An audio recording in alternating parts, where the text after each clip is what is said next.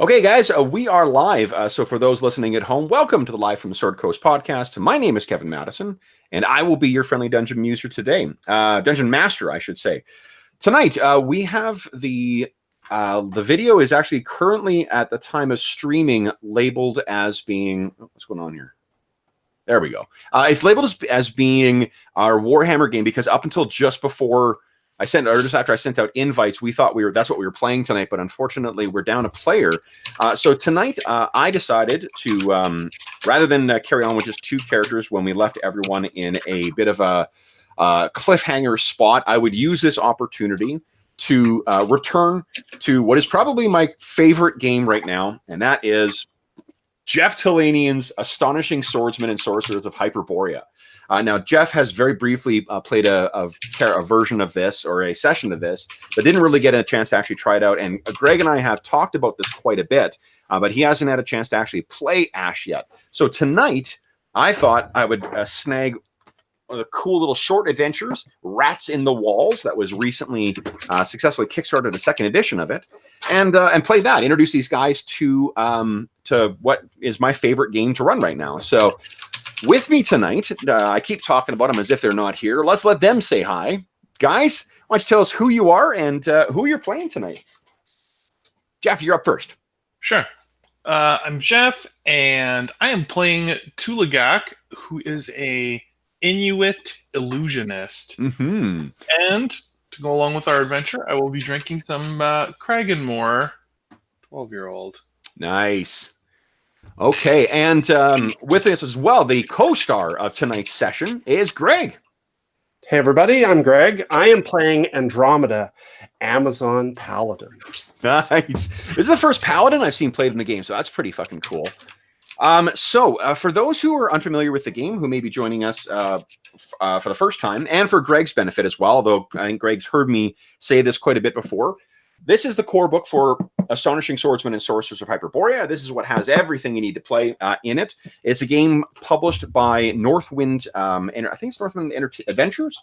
Yeah, and written by Jeff Talanian.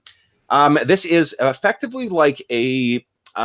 there's two things. There's two kind of aspects where it differs from a lot of the other old school games. This is definitely a game that would be considered part of the OSR, or the old school Renaissance movement.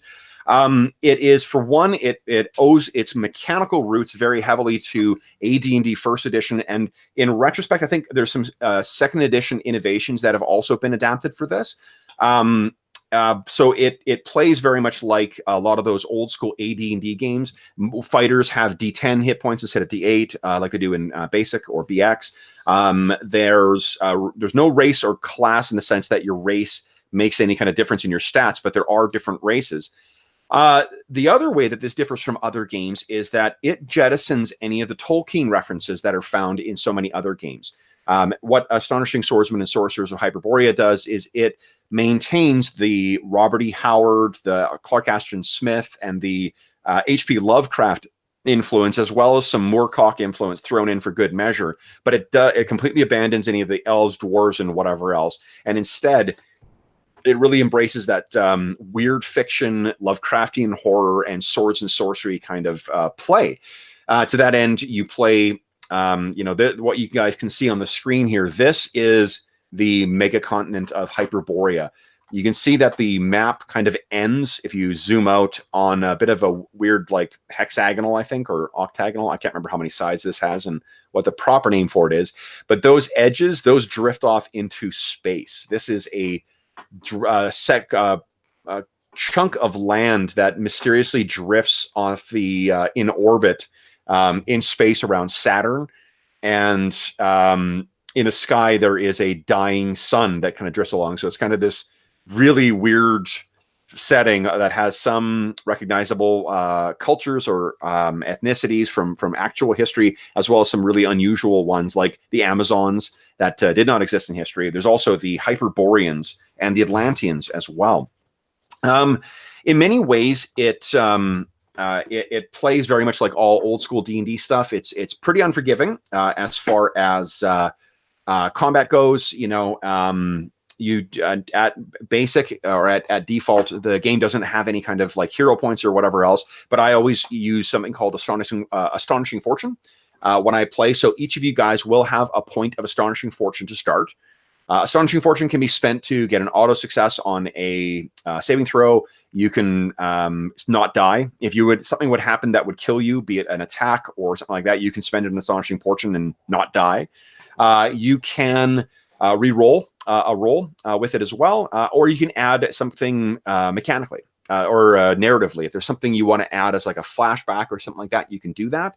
Those are completely optional rules. It's not stuff that's part of the default, but I think it's a way to keep allow us to play in that really brutal old school kind of way, but give you guys a little bit of an out if the dice turn against you. It is very much in the old school vein in the sense that there's not like save or suck. It's save or die in a lot of things. What else was different? The stat bonuses for physical stats are all streamlined. So they all sort of all the stats are streamlined, and they only run from 3 to 18. You only start getting bonuses at 13 for all of the stats. And for your physical stats, the default rules have rules for test and for feat. And Greg, you may remember the old. Actually, you must remember the old like bend bars, lift gates kind of stuff they had. Oh yeah. So it's that idea, but just it's standardized across all of the different stats. And all tests in this, you can have either non-standard tests or skill tests. Those are all a D6. You just roll a D6, and if you roll the number you need or less, you succeed. If you roll over it, you fail. And we use that to kind of at play to sort of interpret certain things too. So it's not set out in your character sheet the way like a Pathfinder game or like Warhammer is. But if we've established that your character is, say, like a sailor, or it's got a background in seamanship, we'd probably give them a better than average chance of knowing something about that or to try and do something that would fit in that. The tests are always a D6, but there's also something called extraordinary feats. And those are kind of very rare chance of doing stuff with your strength, in AD&D. Your class has a significant effect on that too, though, which is interesting. So if your class has a prime requisite that is strength, dex, or con, you get a pretty significant bonus to them. So, barbarians who have, it's berserkers. Berserkers are the ones who get the con is one of their prime requisites. They get a pretty massive bonus to their con feats. So all warrior classes, they get bonuses to their strength feats. And that should be included on your character sheet as well, because you're a paladin.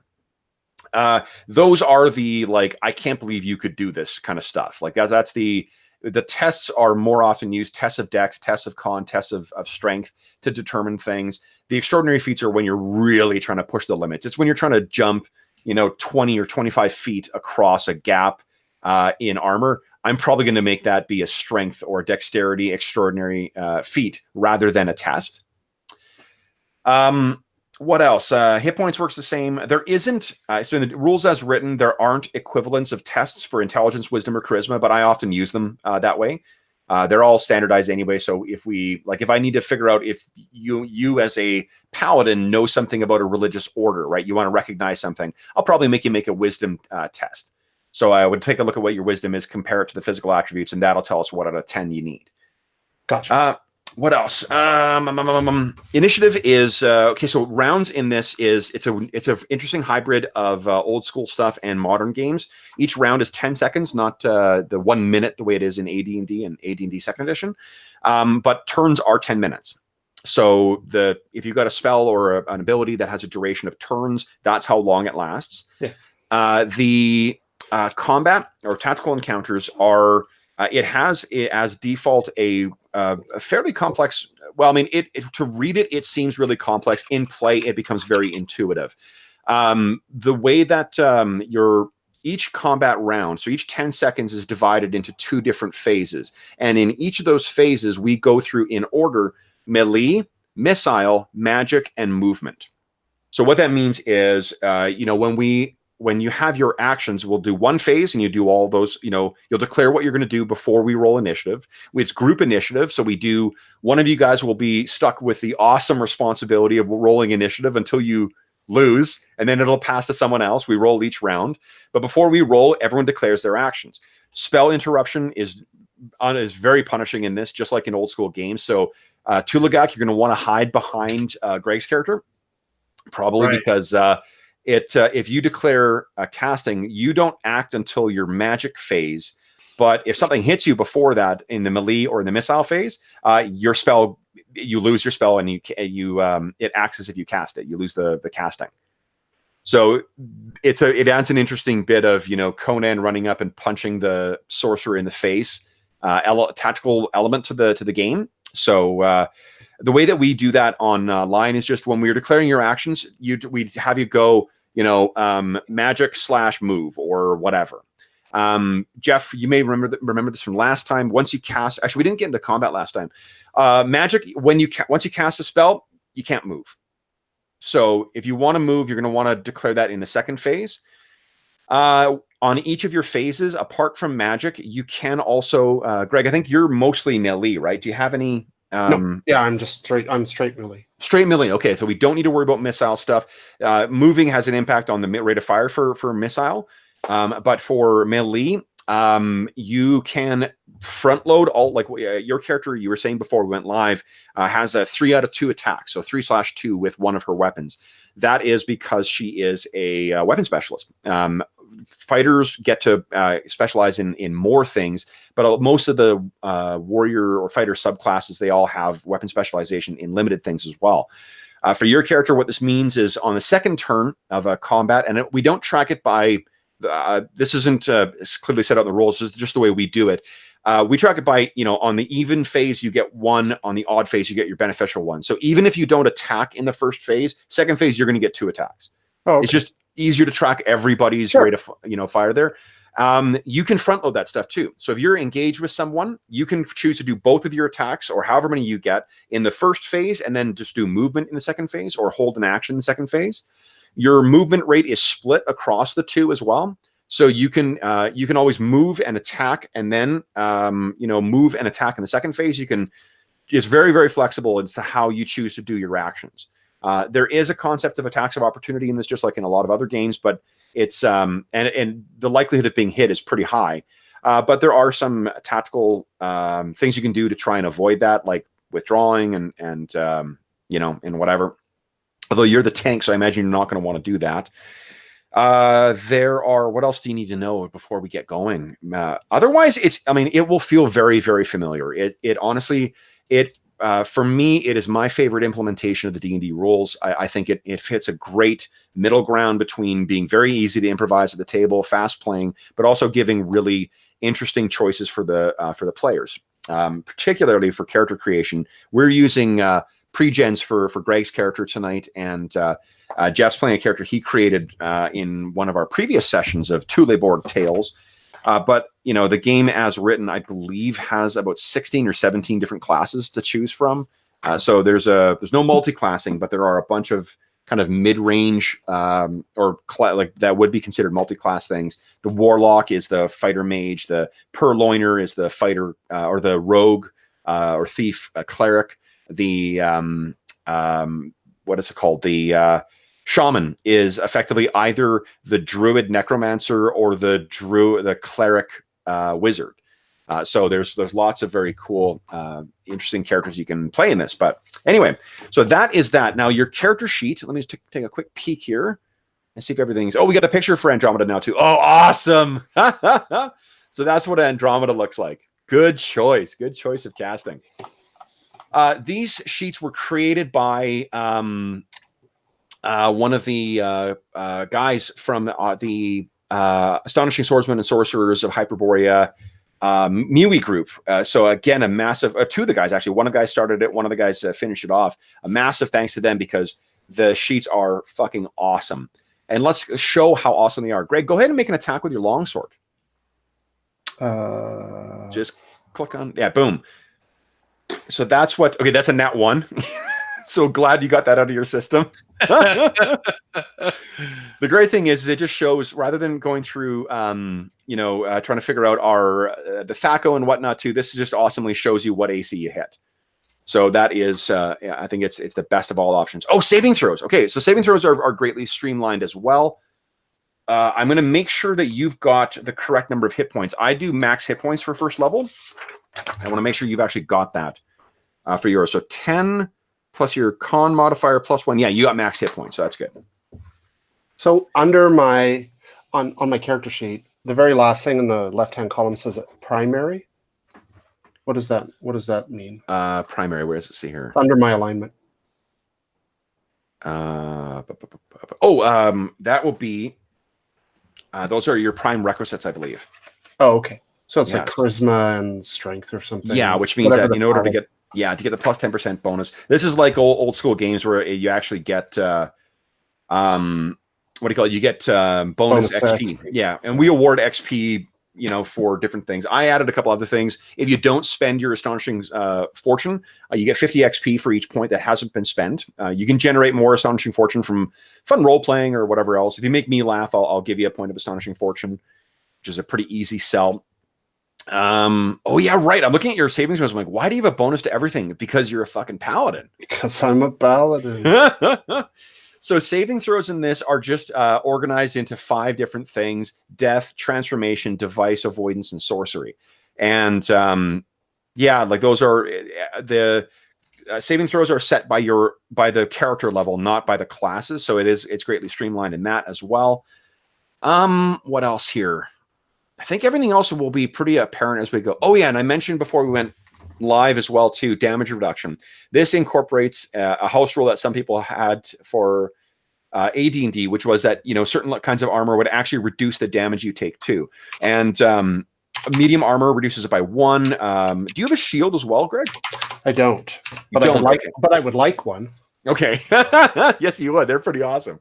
Okay, so that's I think all we need to know right now. Well, you guys, now that you guys are playing thieves, but it's worth noting. So the way thieves work in this is they actually roll a d12 for their attribute for their skills. They're not rolling percentile, and there's that's how that differs from traditional AD&D. But let's jump into this instead. Now, let me find a more interesting backdrop for this.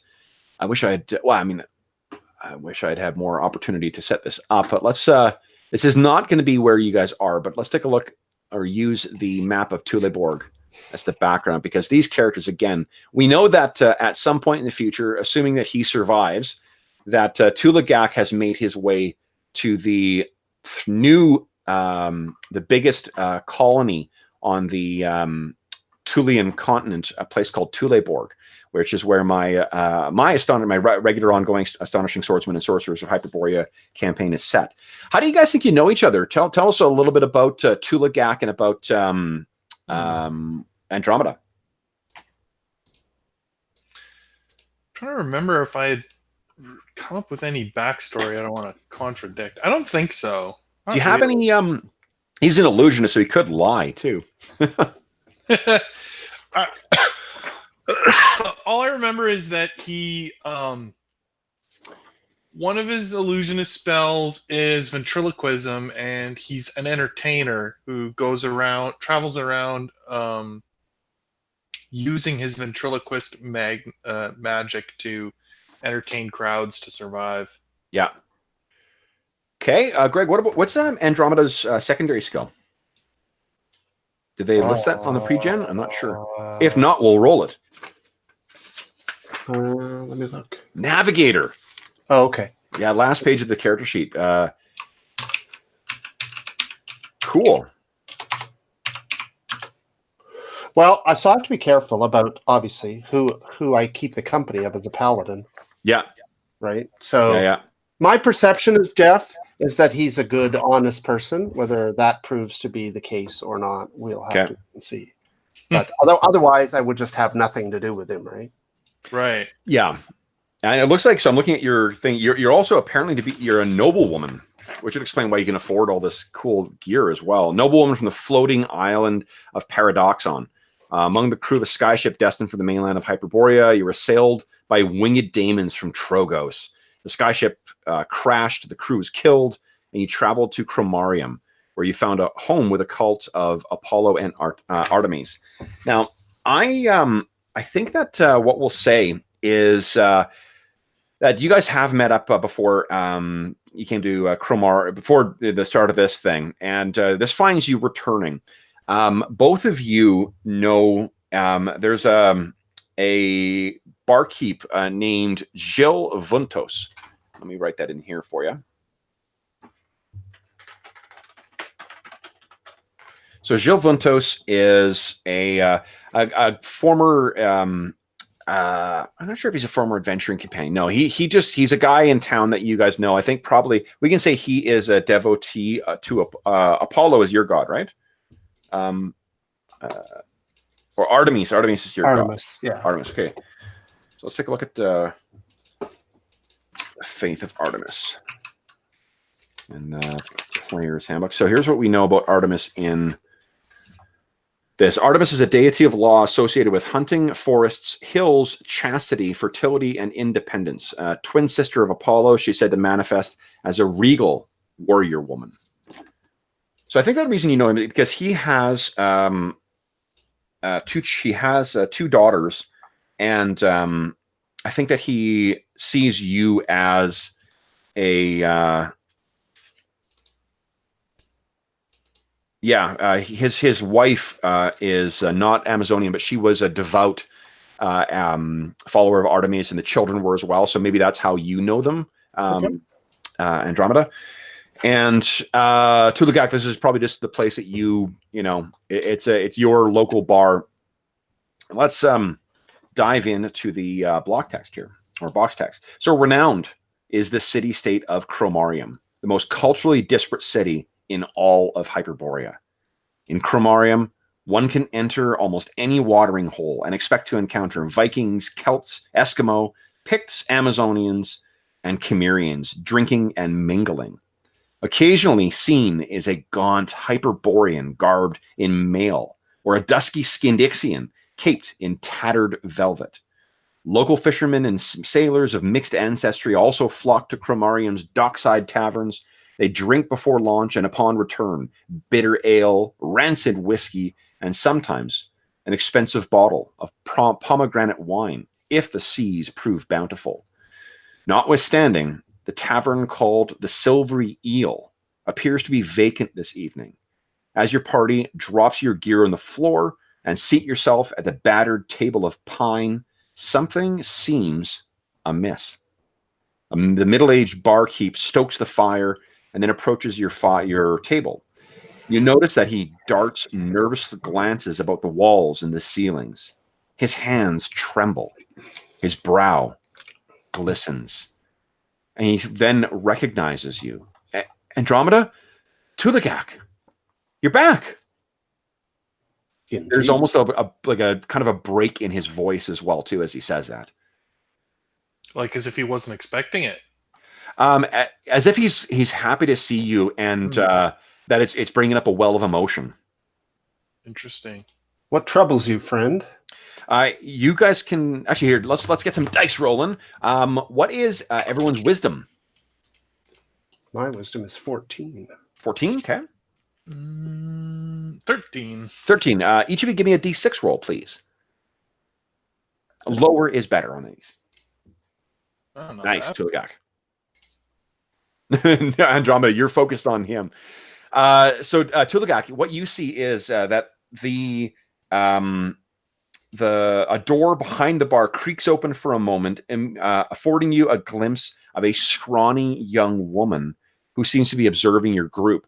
And with a roll that good, you actually recognize it as Anesta, who is his daughter. And I'll put that in the chat as well, too. She recognizes it as Anesta, but then her eyes are hung with dark circles, and she regards you with a haunted expression. Like, this is very different from the family that you met before. He comes walking over. Now, the two things you do not see in amongst here are, let's see here, Nalesta, which is his youngest daughter, and his wife, whose name is...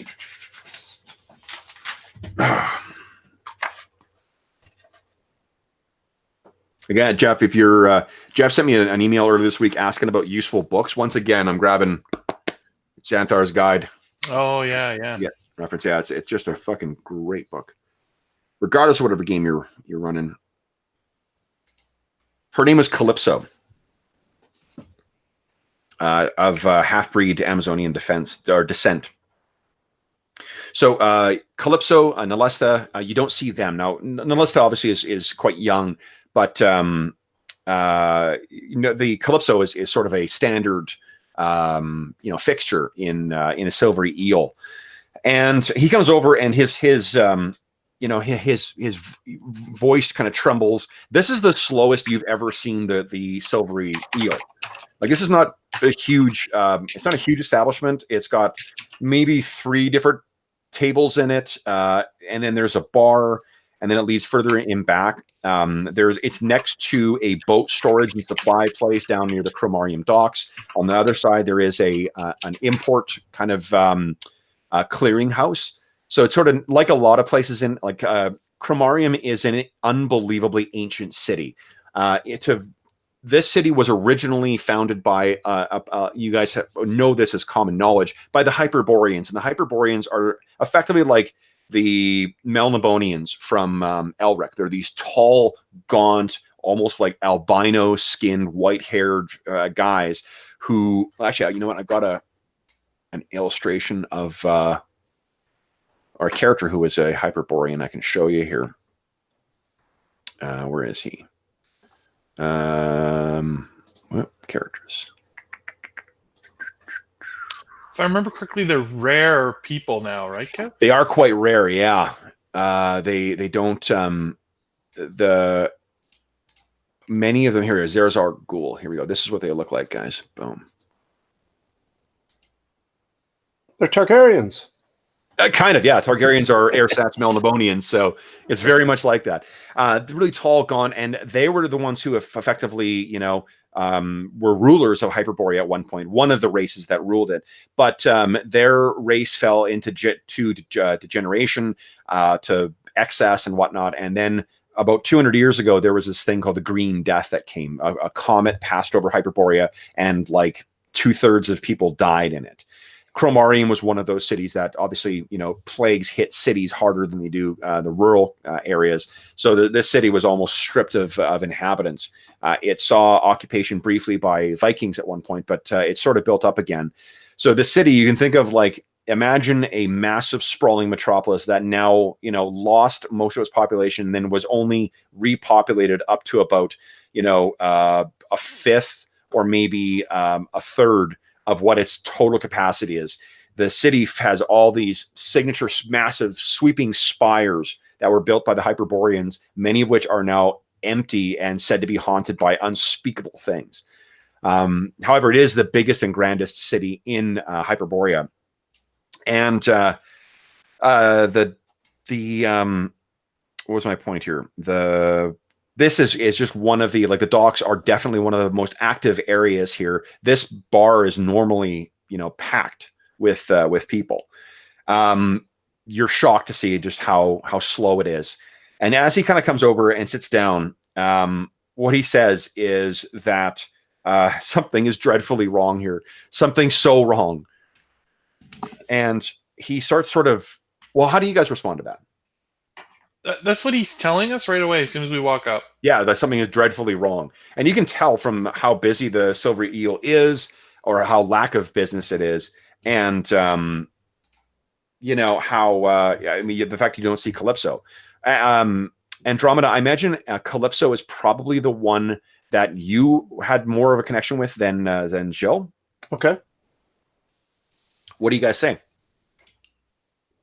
What's going on? Tragedy. Nothing but tragedy has befallen my house. We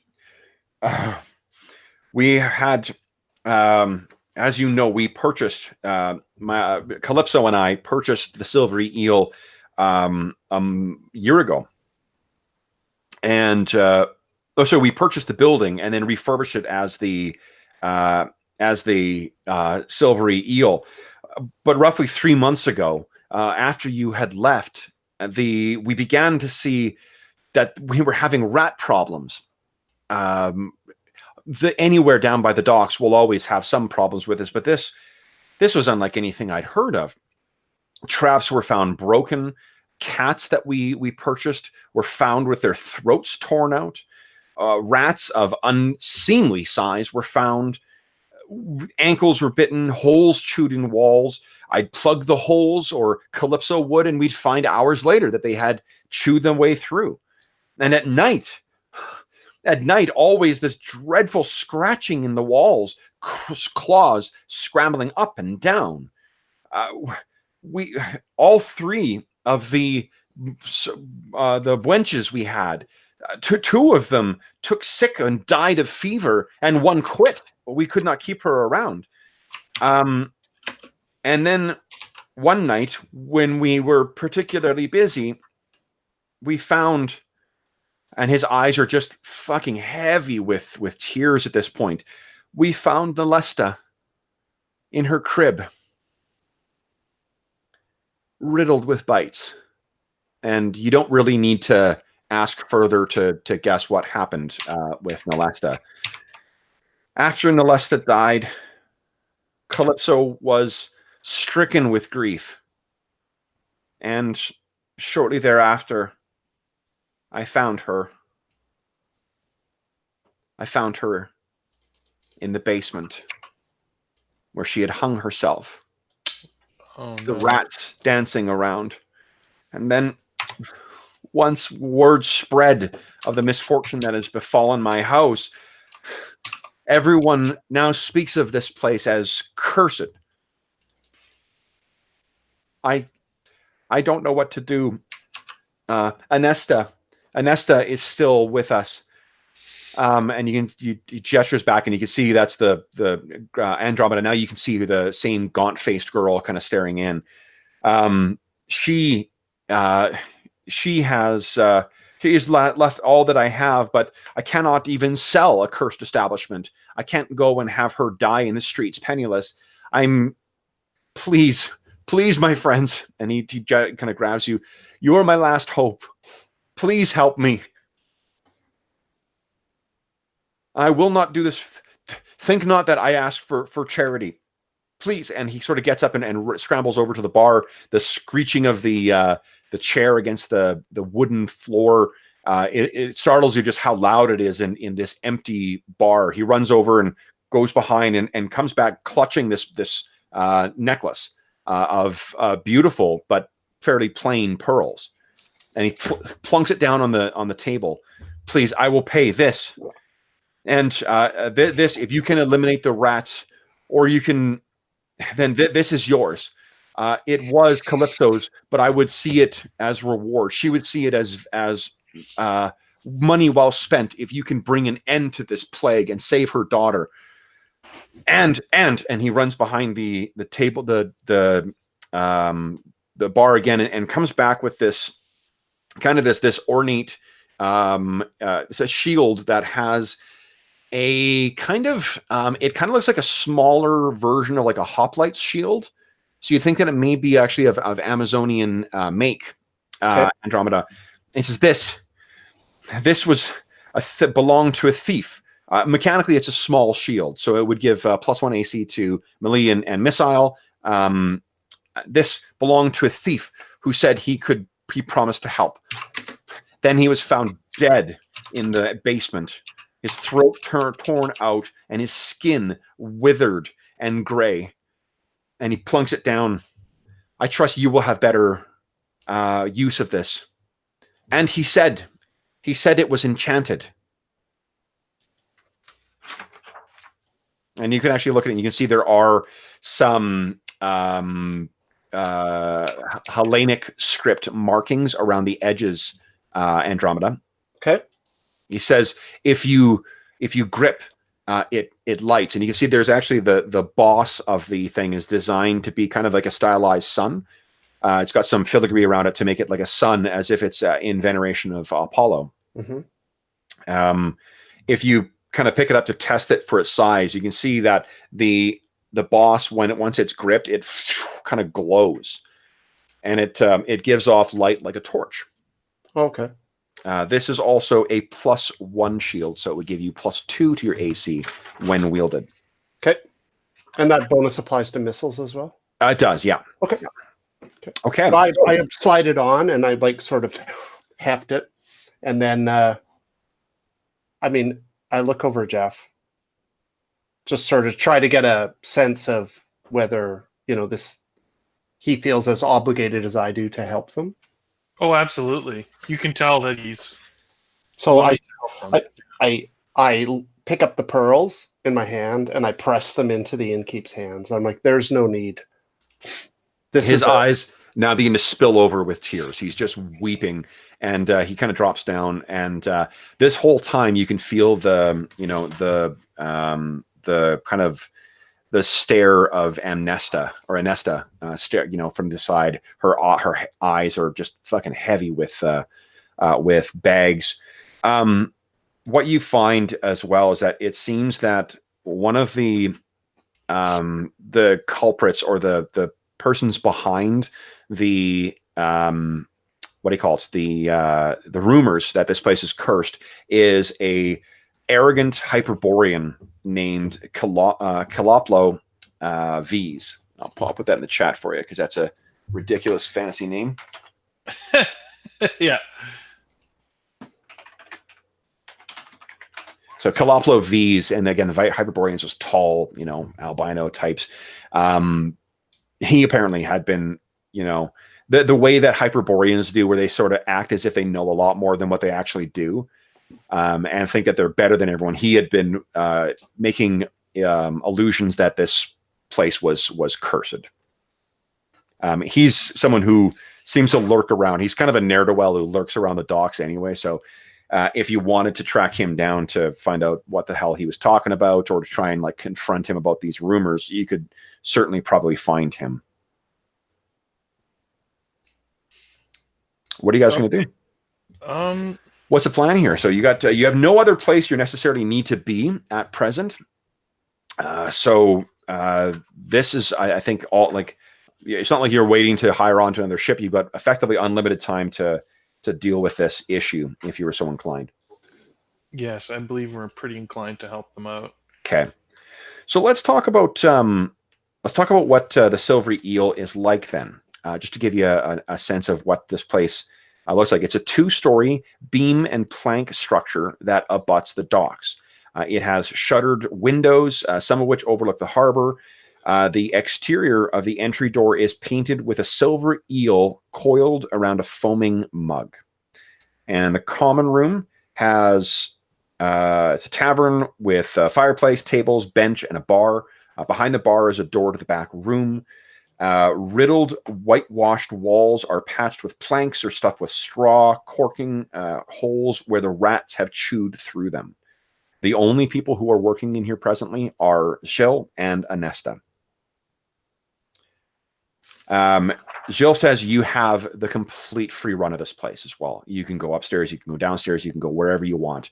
If you can solve this problem for him, the shield and the pearls will be yours, as well as his obvious undying gratitude. Right. I think the first thing we should do is we should see this problem for ourselves. See how bad it is. Okay. Well, where would you like to go look? To reach downstairs, there is, let's see here. Yeah, there is a basement. There's stairs that lead down into the basement where all the casks and crates and stuff like that are stored. Would each of you guys kindly give me a D6 roll too? Nice. Ugh. Okay, not nice. As you're sitting there, you're testing out the shield, Andromeda, and then you hear something skittering in the walls, and you kind of it's loud and obvious. Okay. So you kind of look and study the patched holes in the walls. You think, and maybe just your eyes playing tricks on you, but you think one of them actually, you can see some of the straw that's been stuffed into one of them. It actually kind of moves just a tiny bit. Okay, so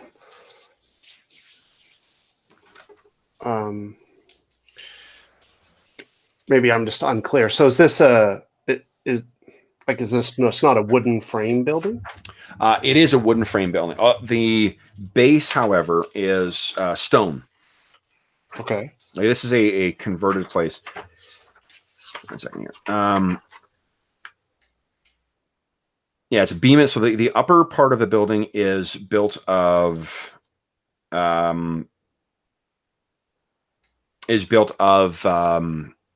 wood and planks and whatnot. The base though is this kind of like oily black stone. Okay. And it seems that the foundations likely go down. Many of the buildings in Cromarium are like this, where it's been repurposed or rebuilt from the ground up to suit the the new place. Give me 1 second here. I'm actually gonna see if I can find. Wonder if someone has posted a map for Silvery Eel.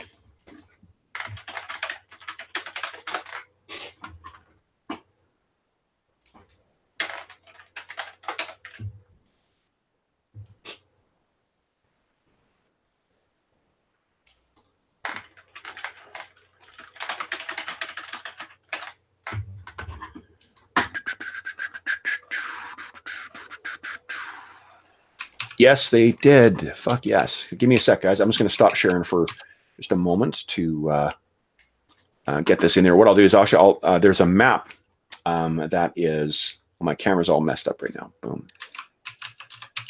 Boom. Whatever.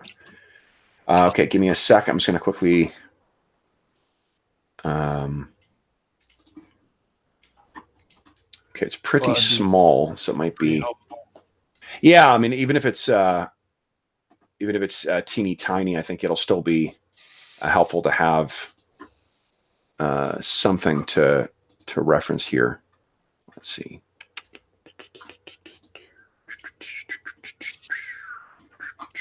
And then what I'll do is I'll just do the actual. I'll just do full normal. What's it called? Fog of War for you guys, and reveal it as we go. Okay, so let me just load an image here. I've got a map thing. Upload. Okay, where is it here? Let's see how small this is.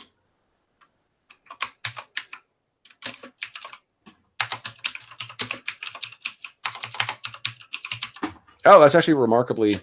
It's really not great. So the resolution on this is not going to be super. Maybe if I keep it smaller, it'll be better. Let's see. I zoom in. Yeah, it's not bad. It'll be something. It'll give us something to work from. So for those listening at home, I apologize for the future quality of the image you're going to be seeing here. Let me get back to sharing. Share, present to everyone, and wow. Okay, and let me just adjust the settings on this sucker here. Let's see. What do I want? I want not dynamic light. I want Fog of War. Dynamic lighting's off. Boom. And let's drop some characters here. Because I think the chance or the likelihood of combat is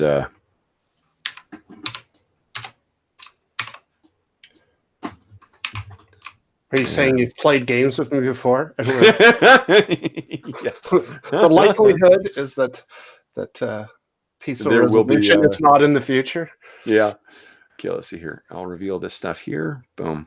Yeah, oh man, the map is really terrible. Maybe what I'll do is when we take our break, I'll very quickly load a better image. Actually, why don't we do this? Let's start role playing right now. While we're talking, I'm going to very quickly get on my other computer. I'll multitask, and I'm going to get a better. What do you call it? A better. Greg just got into Cranbrook. He's not going to be able to make the session tonight, so it's good that we're doing this instead. Okay.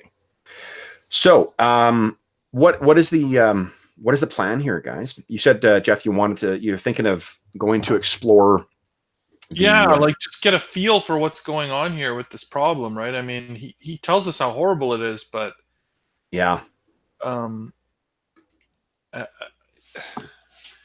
I don't believe him, but I think seeing the extent of the issue would help to understand it. Yeah. Okay. So, like, just, checking out the places that he says are the most infested, and okay. Well, he says obviously the basement is substantially. He believes that's where the rats are getting access to the building. Yeah, I think so. Okay, well then that's a good place to start. Yeah. Okay. Oh, there we go. Okay.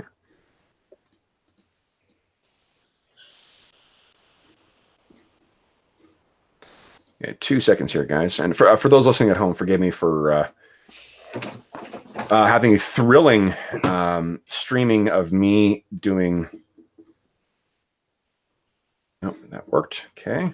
Loading images. I just think this will be of benefit to us. Okay, so to access the basement, you go down a set of stairs in the through the kitchen. And as you walk past, you go behind the bar, through the door, and then into the. Let me move you guys over to what I'm looking at right now. Maybe okay. At least you'll. I was going to say I'm still seeing the map of Tulborg. Oh, okay. So here we go. Boom. There we are, guys. Oh, okay. Yeah, I see what you mean by it's incredibly small. It's really small and it's really. So just give me 2 seconds here. Let me actually, if you guys want to refresh your beverages right now, I'm going to go grab a coffee in a sec. Maybe I know it's a little early, but. Maybe let's do that while I quickly. It'll take me 2 minutes to just get this image up and into the thing, and I think this will make for a better session if you guys can actually see a legible map. Sure. Particularly if you guys are going to be hitting shit with sharp things. Sure. You mean hitting rats? Good chance. Good chance. I don't know. I don't think I want to restrict myself to just hitting rats tonight. Oh no. I think the light list should be long and extensive. And there are so many fantastic things to hit in Ash as well too. Okay, let's see here. Okay, that worked. So we got a couple minutes here? Yeah, let's just give it a minute or so. Sure. I'll be right back. Okay. So I guess on the upside, for those listening at home, and for Jeff, this one of the nice things with with this kind of game is that it's so easy to pick up and run at the last second as well. Okay, so I think I have 2 different images running here because I've logged in on my Ultra computer. I'm still in both. That's weird. Jeff, what spells do you have prepared? Well, I only have 3 spells. Right. I don't know how many I can have prepared. What's your intelligence? 18. 18. Okay, so then you have, I think, 2 first level spells you can prepare. Okay, well then that would be Terrify and Ventriloquism. I don't think the other one I know is Right. Yeah. Right spell, and I think that's for like copying new spells, so I don't really need it. No, that's likely not day-to-day basis. That's the kind of one that I would use when I need it.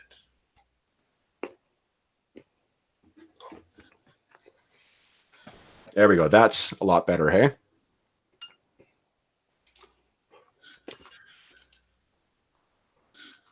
Oh yeah, way better. Oh. Okay. Friday nights. Okay, let me get out of there. Interesting. I can actually log into Roll20 in both computers and not have it screw up. It's good to know for future because means I can add shit if need be. Okay, guys. So there we go. Boom. There is. You know what? Let me You zoom out just a touch here, and I'll reorient this thing, and I'll give you the map layer. Oop, wrong thing. Nope. Stop. Boom. Hide areas. Boom. There we go. Okay. Now, let me get this thing situated. Oh, for fuck's sake, I did it again. Oh boy. Kev, if you're going to pick a tool, pick a tool. All right, revealed areas. Here we go. Boom. There we go. Now, can you see that stuff? Yep. Awesome. Object and token layer. Next thing I'll do is load some characters into here. So we got to get, where's your characters here? Andromeda. Boom. Make you small.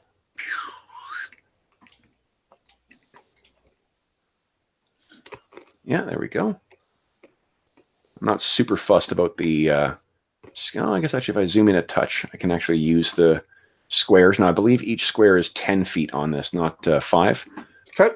And I'll double check. There's Tulagak. Boom. Good old TG. And I will... let's see here. Are we counting up or down in hit points? You are down. Now just give me a sec here. I'm going to set your... Boom. There's your bar. And hit points.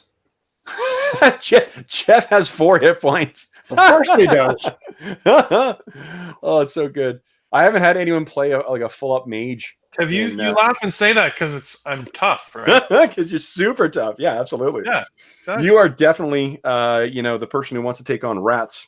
So you want to hear some good news? Is that one of my house rules is that for first level characters in Ash, you get double XP. So you're not going to be necessarily stuck at first level long. Although, Greg, you're playing a class that has one of the highest XP costs. But you know what? There's a reason. Oh yeah. They're ridiculous, right? Yeah, they're pretty awesome. So, okay, so we now have ourselves. I need to grab my coffee, and I will be right back, guys. Yeah, any class that has 8 class specific abilities probably deserves to have a little bit more XP cost. Yeah, I find in these old school games, there's a good reason whenever there's an imbalance like that. Or it's not really an imbalance, but an uneven amount. Yeah. I mean, there were so few paladins in first ed because the prereqs were so ridiculously high. All right. Because you needed a minimum of 17 charisma to be a paladin. In addition to everything else. Right? Right. Yeah. So, and you were just rolling 3d6. So, I can remember the number of paladins we saw in first ed on one hand. In our group, we just had cheaters. So, that's true. Yeah. Okay. So, all right. So next to you guys, what you can see on the map there, this hopefully will give you a much better idea of what the silvery eel, the layout around the silvery eel kind of looks like. Next to it, this is the custom house over here, guys, that I mentioned. And then over here, this is the Tull's boat storage and supply. Now, the basement, you'll have to go back here, guys. So you'll head in room 2. In room 2, yeah, back over here. And in room 2, what you can see, Anesta is in there. There are casks and crates, including this morning's lobster purchases, wine and ale taps. There's a wash basin containing mugs and plates. There's a locked and barred back door that leads out to the street. And then there are, of course, the stairs leading down. The walls in here also have holes in them, which have been covered with scrap wood. And as you go by, Anesta is tall and actually a little homely, straw-like yellow hair and sullen features. And she's... Does she look sick, or does she look tired? She looks pretty I think you'd have to take a closer look at her. It could be either of those things. Okay. I think you know the family well enough, certainly the mother, so you could ask her if you like. Oh, Jeff, Sure. your camera's not working again for some reason. Oh. I'll try refresh. Yeah, certainly. I'll go over to her, rustle her hair a little bit. Okay. Look into her eyes. Sure.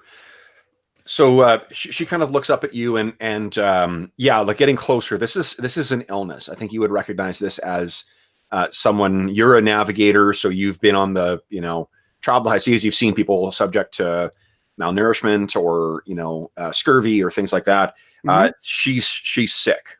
And why don't you give me another D6 roll, please? Sure. Oh yeah, okay. You can see actually she's trying to cover up her hand, like maybe unconsciously, but she's like rolling her sleeve down as if she's and kind of stroking at it as if she's trying to cover something up. You recognize that as someone who's self-conscious of something. Yeah, I roll back her sleeve. You roll back her sleeve and you can see there are two pretty vicious bites on her. And you hear Jill from behind you say, "What? Annie, you're bit?" And she kind of looks over at her dad and looks up at you, and she's a little scared. And she says, "Yes, to you, Andromeda. 5 or more times. Always at night." Okay. And she sort of leans forward and she shows you on the neck, on her ankles, on her stomach. In each instance, she's in her bedroom. She recalls a pinch of pain, but has been unable to wake from nightmares. She has these nightmares that a single, terrible, pig-faced woman with massive bat wings is chasing her. So I don't know how you would go about this in this diagnosing her, but is she actually diseased? Like, does she have a disease, or is she just suffering wounds? I think, I think that you would probably be able to ask her enough. She's not like feverish. She's not, she's not displaying any kind of rash or anything like that. Like there's not anything that you would, as just a layperson who's not apothecary or a chirurgeon, you can tell that she doesn't seem to be like infected with anything.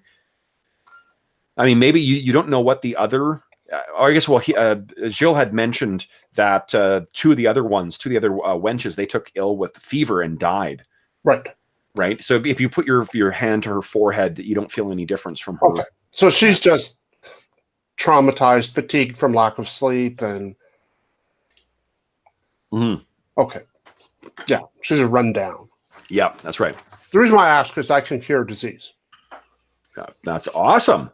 Right. Oh, each square is 5 feet, actually. Sorry, guys. Okay.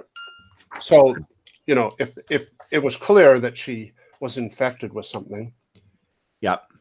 Sorry, again, it's actually 10. They changed it between the editions. This is from the first edition of Rats in the Walls. The most recent one is 5. So I'm working from 2 different maps. Sorry. Okay.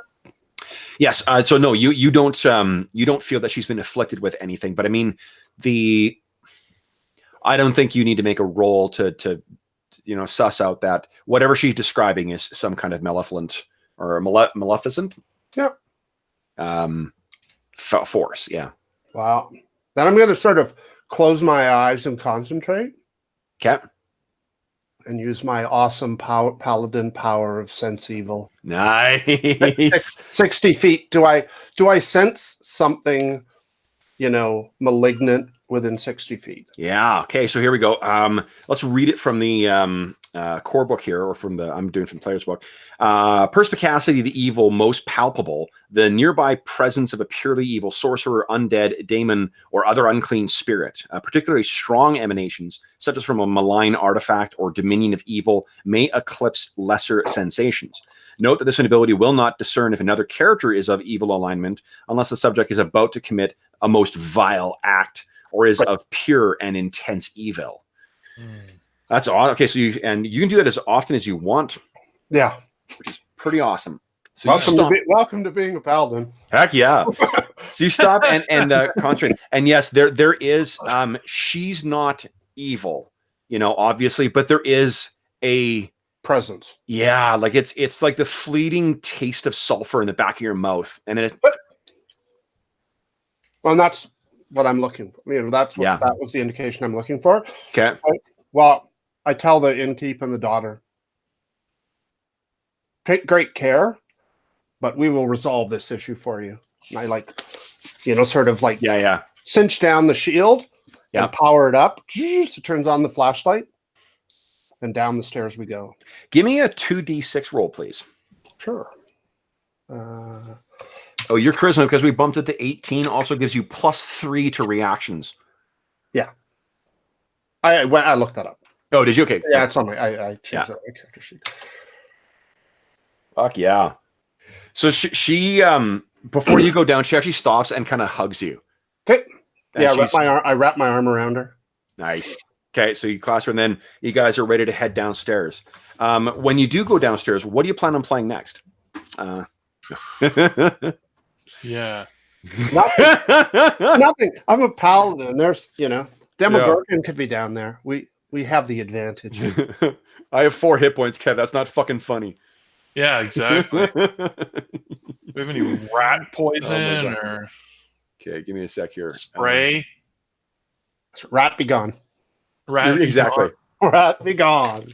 So one of the things I'll point out while we're talking about this, and Jeff is familiar with this because he's heard my diatribe about this before, but one of the things I do love about these old school games is that it definitely encourages you to think like your character would actually be there. And one of those things is sometimes hiring hirelings, cannon fodder to help you deal with potential threats that are, Right, and I think normally we would, but like the man we're trying to help is like almost destitute at I think as we get towards the conclusion, like if there's a dramatic, sort of engagement, then perhaps we would elicit aid. Do you want to know what I hear to give you context, guys? And I think because you're an illusion, you're used to sort of people tossing shit into the beggar's bowl and whatever after your performances to figure out what things are. Those pearls, you'd guess they're worth about 2,000 GP in value. What? Oh, wow. Why doesn't the dude just sell them and build a whole new set of walls around his inn? Yeah, well, I mean, the trouble is they seem to be coming from within, so you get the sense that's sort of the nest egg of the family at this point as well, too, apart from this place. So let's do 2 things here. First, let's grab our stalwart heroes. I think I gave each of you guys sight, right? Let's start moving. See. Well, yeah, I can definitely see. How about now? I think I have to slide over. Boom. Nope. Boom. Okay. 9. This movie down here, guys. Boom. Okay. Then let's do a little bit of reveal here. Ready? 1, 2, 3. Nope. I need to zoom in. Okay. Now, as you make your way down those creaky old stairs, you think you can hear again things moving around in the walls. The basement is one large chamber cluttered with crates, boxes, and casks of various sizes. The foundations are composed of massive black, oily stones fitted together, although slightly separated and eroded with age and shifting. One could easily see how the rats might enter the walls of the tavern proper from above. Right. The casks. Okay, so that is what you see. What are you guys going to do? So you walk down in this, you can picture, okay, first off, so you've got, the only light you've got right now is the illumination of the shield, right? The shield of Apollo. Absolutely. So we start off as we sort of head down the stairs. I keep the shield above me and shine it across the roof directly in front of us so that there's no green slime hanging from the roof or something that's going to drop on our head. Yeah. And then we stop so that I can sort of get a look. And then I'll kind of use it like a flashlight and just illuminate around the ground area after I've made sure that we're safe to progress down the stairwell. Sure. So as you make your way down, you can see that there is, as you see the rafters illuminated, there's some weird shadows that are cast as you move the the light kind of back and forth because something sort of skitters across the top. Yeah, it appears to be it's a little big, but it's not like abnormally or unnaturally large rat. But otherwise, there's nothing seems to be hanging down from there. There's nothing that. How tall is the ceiling in the cellar? The ceiling in the cellar is probably about maybe 10 feet. Okay. Yeah, and so obviously we progress down the stairs to the point where we can see into the rafters before we go all the way to the base, right? Mm-hmm. And we just sort of shine the light around, and hopefully that chases away any remaining vermin that's like lingering in the rafters. Yep. Oh, you know what? Shoot, Jeff, I forgot something. I'm going to send you. Do you have one casting a day, Jeff, or do you have more than one casting a day? I believe I have 2 spells. Well, you know what? It's funny you mention that, but I didn't send it to you guys because you weren't playing in the campaign. But let me quickly send you the rules for cantrips that I wrote this week. I can cast 2 first-level spells per day. Yeah, so let's see here. Here we go. So after you cast your first one, then you go out and cut the lawn. Exactly. By the time you come back, there's not been a reason for you to cast a second one. A little nap and a sandwich. Okay, so I just sent you guys an email with the cantrips rules in them. For those listening at home, cantrips are not part of the official rules for Astonishing Swordsmen and Sorcerers of Hyperborea, but cantrips were introduced with Unearthed Arcana in AD&D, and I don't know, did cantrips ever get replay in 2nd edition? AD&D 2nd? I don't think they did. Yeah, I don't remember the edition. I know they came back in 3rd as kind of like orisons and whatever. Wait, did they come back right away in 3rd, or was that a late edition? I mean, cantrips were... I know, like... Did they come out in our Unearthed Arcana? Is that where cantrips first made First ones, yeah. They may have been in a Dragon magazine before, but... yeah, this... I just don't remember whether... did 3rd edition always have cantrips? I think so. There's not really... I mean, if Pathfinder has cantrips, then 3rd edition... Pathfinder does, yeah. Then 3rd edition had cantrips. Okay, so what this means is actually this is beneficial for both of you guys. So, Greg, you count as a semi-caster because you're a paladin, and you're a pure caster because you are an illusionist. Greg, you can pick one of the cleric cantrips. Okay. In the things, and it's not like you don't prepare it or whatever else. It's the way I'm seeing it is it's a specific kind of magical trick that you've learned. And Jeff, you can actually pick 3 magician cantrips. Oh, nice. Yeah. So these, none of the intent behind these was not to. I don't like in 5th edition how they become like they supplant so much of the role of what some of the other party members do. Like, just because you're a caster doesn't mean you should be able to do as much range damage as what a person with a bow can do or whatever. These are all it's mostly either support stuff or role-playing stuff. So Astonishing Swordsmen and Sorcerers has a lot of really interesting tactical options you can do to, when you're a martial character. What this does is it helps flesh out a little bit more of using your action rather than just casting a spell or like using a sling or something like that. It's a way to buff your allies or to put a bane on your enemies or things like that. The balancing aspect is that it does take up your round to do that. Extra action, right? Yeah. So ones that give a bonus to your saving throw. Yep. Is that... Oh, but the duration is concentration, so you could cast it.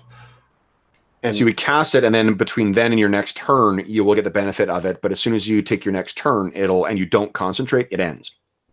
Oh, so they still only last 1 turn? Yeah, they still only last 1 turn. And then it's if you're hit, like once you've cast it, there's a different action between casting a cantrip and concentrating on a cantrip. Because there's so many, AS&SH is a old school game.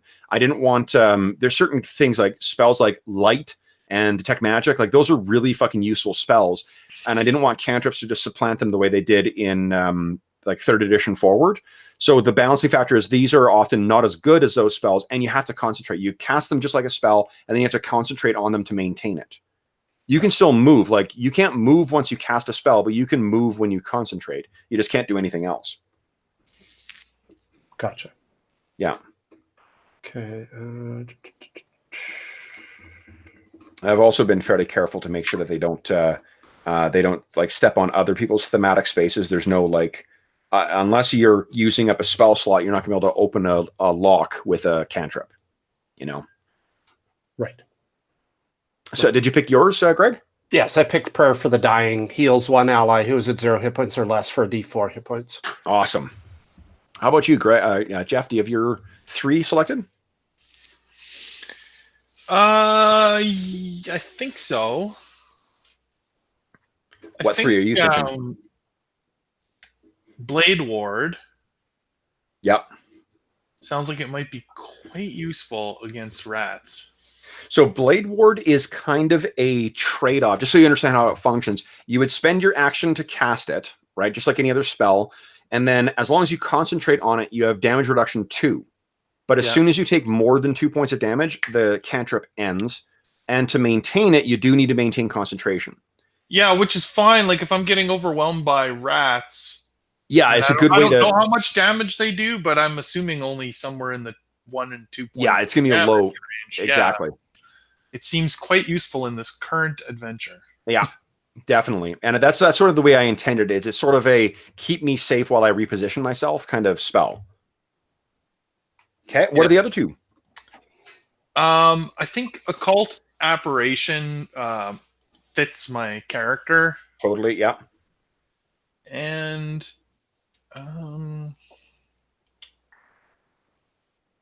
probably Prestidigitation. Okay, so the general magic stuff. Cool. Yeah. Okay, awesome. So that's what you guys see. So as you make your way down the stairs and you're studying this, what do you call it? The roof. You cannot see anything. There's nothing lurking up there apart from that one rat that kind of skitters along. Okay. What do you guys do? The floor in here appears to be flagstones as well. Okay. So, we proceed down the stairs. Okay. Scanning back, sort of using the shield, like, it's typical like a flashlight, just moving it back and forth, trying to get an idea of what's going on. Obviously, I'm guessing if there was anything stored down here now, it's been torn apart. And it's probably no longer actively being used as storage? No, there's still quite a bit of stuff. Like there's just so much crap that's stored down here. Between the casks and the crates and stuff like that, like there still are quite there's if you are looking at the floor specifically, you can see that there are droppings that you would guess are rat droppings, like scat on the ground. But there's probably some evidence of damage to some of these crates, but they're not like strewn all over the place. Okay. Well, did one of you tell me that you were listening for something? Sure. Okay. I wanted to be I couldn't remember if you specifically said that or not, but knowing the style of play we go for this. Okay. Yeah. You guys stop and listen. And apart from that, the squeaking of that your little fellow on the rafter, there doesn't appear to be anything else down here. You can't hear anything else. Nothing we can hear. No. So what are you guys going to do? Okay, so we go down the first sort of crate that we ran into. Yep. I'll just use the shield and bring it down on the top to break it open. Bam! You hit it. So these things are fairly big crates. So like it's not like they're going to fall apart with, Link style with, Lord Legend of Zelda style with a hit. No. But you're able to crack the thing open. Yeah. And it's got so while you do that, let's talk about the 2 awesome responsibilities. Bless you, Jeff. That you guys will be sharing here. Who is going to be responsible for rolling surprise and who is going to be responsible for rolling initiative? One of those only carries a consequence for 1 round. One of them carries a ongoing consequence. I guess both of them for 1 round, technically. What I'll do is rather than switching, guys, we'll just have one person rolling surprise, one person rolling initiative for now. You can pick, Jeff. Which one would you prefer? I will do initiative. Okay. So you smash this thing, bam, with your shield. Then would you, Greg, kindly roll a d6 for me? Let's see something here. Oh. Nice. So in Astonishing Swordsmen and Sorcerers of Hyperborea, you are surprised if you roll a 1, if you roll a 2, or that's it. Not a 3. What you kind of hit this thing and batter it aside and push it open, and you get just a very brief glimpse of what looks to be straw-packed bottles of some kind of liquor, and that's when you hear from over here this kind of like it's kind of screeching. Quickly bring the shield around, point it directly at the space. All right, so you are not surprised, and what you see, and we'll I'm not sure if I can find. Oh, yeah, actually, I can. Tokens for these.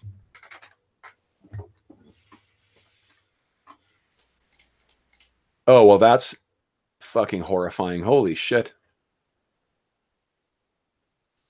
Let's see if I can find the... Oh, cool.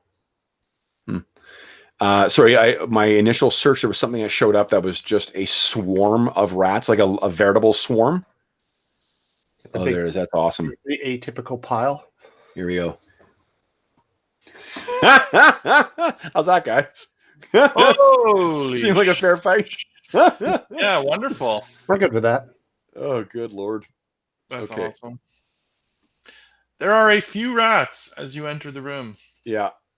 Okay, now a couple problems here. Let's see here. For fuck's sake. Whoop. So do swarms work in this game? There's actually not that many. I'm gonna. No. The reason why so in a swarm you had I don't remember which edition it is. You had to use an AE attack. Yeah, that's in the swarm. Rat swarms were introduced in as a specific monster in at least AD&D second edition because it's in the sure. What do you call it thing? But I don't know if it has the same kind of rules. It's though there are monsters that have that kind of thing. So right. I'm not going to be able to point it in the right direction because the size of the map we're doing. But let me just drop some guys in here. Boom.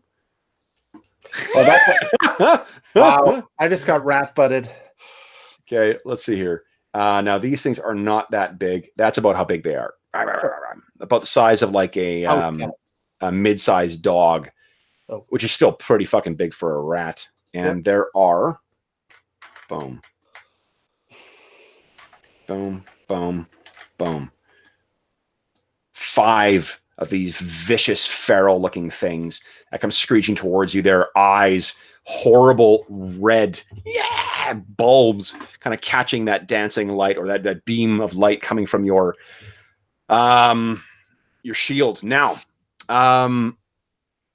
let's see how Jeff does with the awesome responsibility of initiative. Let me, as is tradition with Ash, I'll roll and tell you what I rolled and tell you what you need to beat. You need to beat my 1. So do I have an actual initiative roll, or do I just roll? Just roll just roll D6 because you're rolling for the whole team. And it's just D6? Just a D6, yeah. Okay. 5, nice. Okay. So these things are not going to act before you. Oh, and you know what? I already fucked up something. So what we need to do, guys, is before you roll initiative, we need to declare actions. And remember that in Astonishing Swordsmen and Sorcerers, you're going to declare there's first phase where you can move half of your movement. And then second phase where you can also move half of your movement. You're going to declare either melee, missile, magic, or move for each of those phases. And the way you do it is just like this.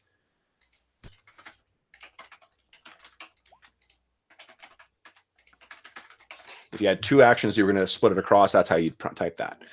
If you're casting a spell, you don't need to tell me what spell you're casting, Jeff. You just need to have it in your mind as to which one, if you're declaring magic. So is Jeff still on the stairs? Yeah, I'm assuming he's behind you. Yeah. Okay.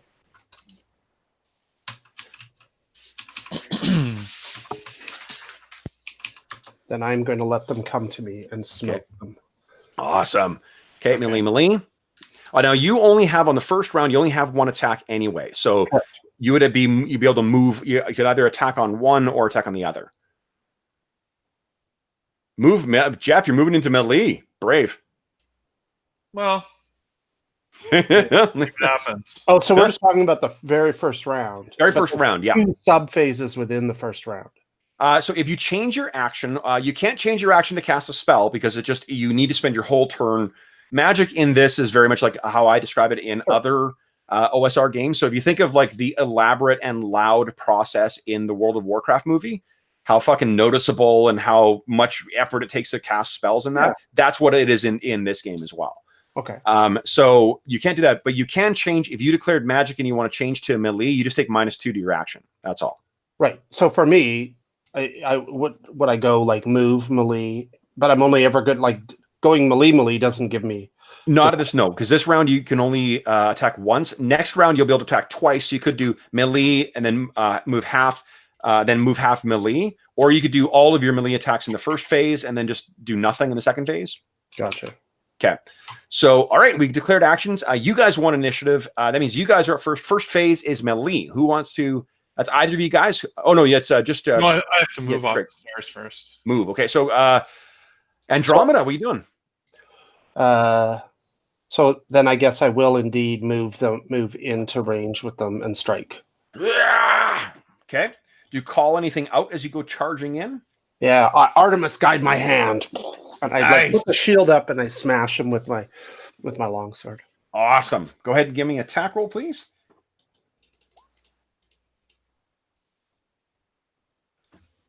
Excellent. Hits AC 6. Okay. That's actually good enough. And holy shit, is that a lot of damage? So God bless weapon specialization. So you go in and one of these things is kind of rears up its disgusting teeth towards you, and you cleave that fucking thing down. Okay. Amazing hit. Then it is melee for the rats. So they will all swarm in on Andromeda. And let's see here. Do you get a bonus for... I think there's a flanking bonus they get as well, because there's just so many of these damn things. Attack roll modifier. Target is engaged with ally. Oh, that's for missile. So I'm just going to check my rule book quickly, because I know I'm... Is it not on your marvelous screen? It is on... Oh, it is. Yeah, defender is flanked, because it divides it into AC modifiers and to hit modifiers. So yes, you are you're flanked, so you got -1 to your AC, but you do get so basically, I mean, you get +1 for whatever your starting AC was, because you got your shield up. Now let's see how these rats do. So let's see here. One of them is, what is your AC now? 3. 3. Okay. So these things actually, one of them successfully gets through your defenses. Okay. You manage to keep 3 of them at bay as they're snapping and trying to get in. Ooh, that last one's nasty. Catches you right on the back of your calf, where the greaves don't quite protect, and you take 4 points of damage. Whoa! End of melee phase. Next up is missile. We got no one doing missile. No one's doing magic. Move. Tulagak, you can move half your movement. What are you doing? Okay, well, can I see... Did I see what happened to Andromeda? Oh, yeah. She screams out, and there's blood that sort of spurts out from where that thing has chomped at her calf. Okay. My weapon is a quarterstaff. Okay. Does it have any reach, or is it like 1 square? No, it's that's a good question. So there is something called weapon size in this, and that tells you if you're both attacking in the first phase of melee, the first time you guys actually engage, regardless of whatever the initiative is, the person, if you have a weapon that is too longer than or too bigger than the other thing, like your quarterstaff versus the rats, you will act first. Yeah, but it doesn't give you actual reach, though. No. It's the dagger versus the halberd. What you could do, though, Jeff, is if, say, you wanted to be clever and try and get some kind of height advantage, you could, say, like, leap up onto one of these crates and try and hit down. I would probably give you an AC bonus to attack, and maybe even or AC bonus to attacks against you, and you would get a bonus to hit them because of your positioning. Sure, that's what I'll try to do. Okay, so you get yourself up there. Yeah. Okay, so these are like the crates over here. Yeah. Okay, so you go racing down and get over there. All right, so then that is the end of phase 1. Phase 2, no one's doing melee in second phase. Rats only had 1 attack, no missile, no magic. So, wait. So I'm sorry, Jeff, you have melee in phase 2. Go ahead and make your attack roll. Now, I think you might get a flanking bonus against one of those things, in addition to your bonus for height. So I'm actually going to give you +3 to hit. Okay. Does it give me a chance to add that? No. It does not. No. Okay, so it's an 11. So it hits AC 5. Go down? Oh yeah, 5. AC yeah. 5. So hits AC. You subtract from that. That's actually good because you would have missed otherwise.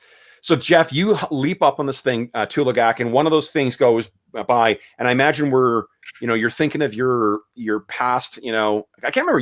Were you from the city? Like you grew up in an urban environment, right? We said. Yeah, absolutely. Right. Okay, so like squooshing giant rats is not necessarily anything new to you, and you lash out with your staff and squoosh one of these things, shattering its skull. Excellent fucking round, guys. 2 attacks and only 1 response. End of turn. No one else has magic, missile, or move. Jeff, you could still move again if you wanted. You could, anytime you do an action other than casting a spell, you can take a move, half your move as well. Oh, okay. No, I'm okay where I am right now. Okay, then that's end of round, guys. Top of round 2. Now, Andromeda, you're going to have 2 attacks this round. Go ahead and declare actions, guys. I know what the rats are doing.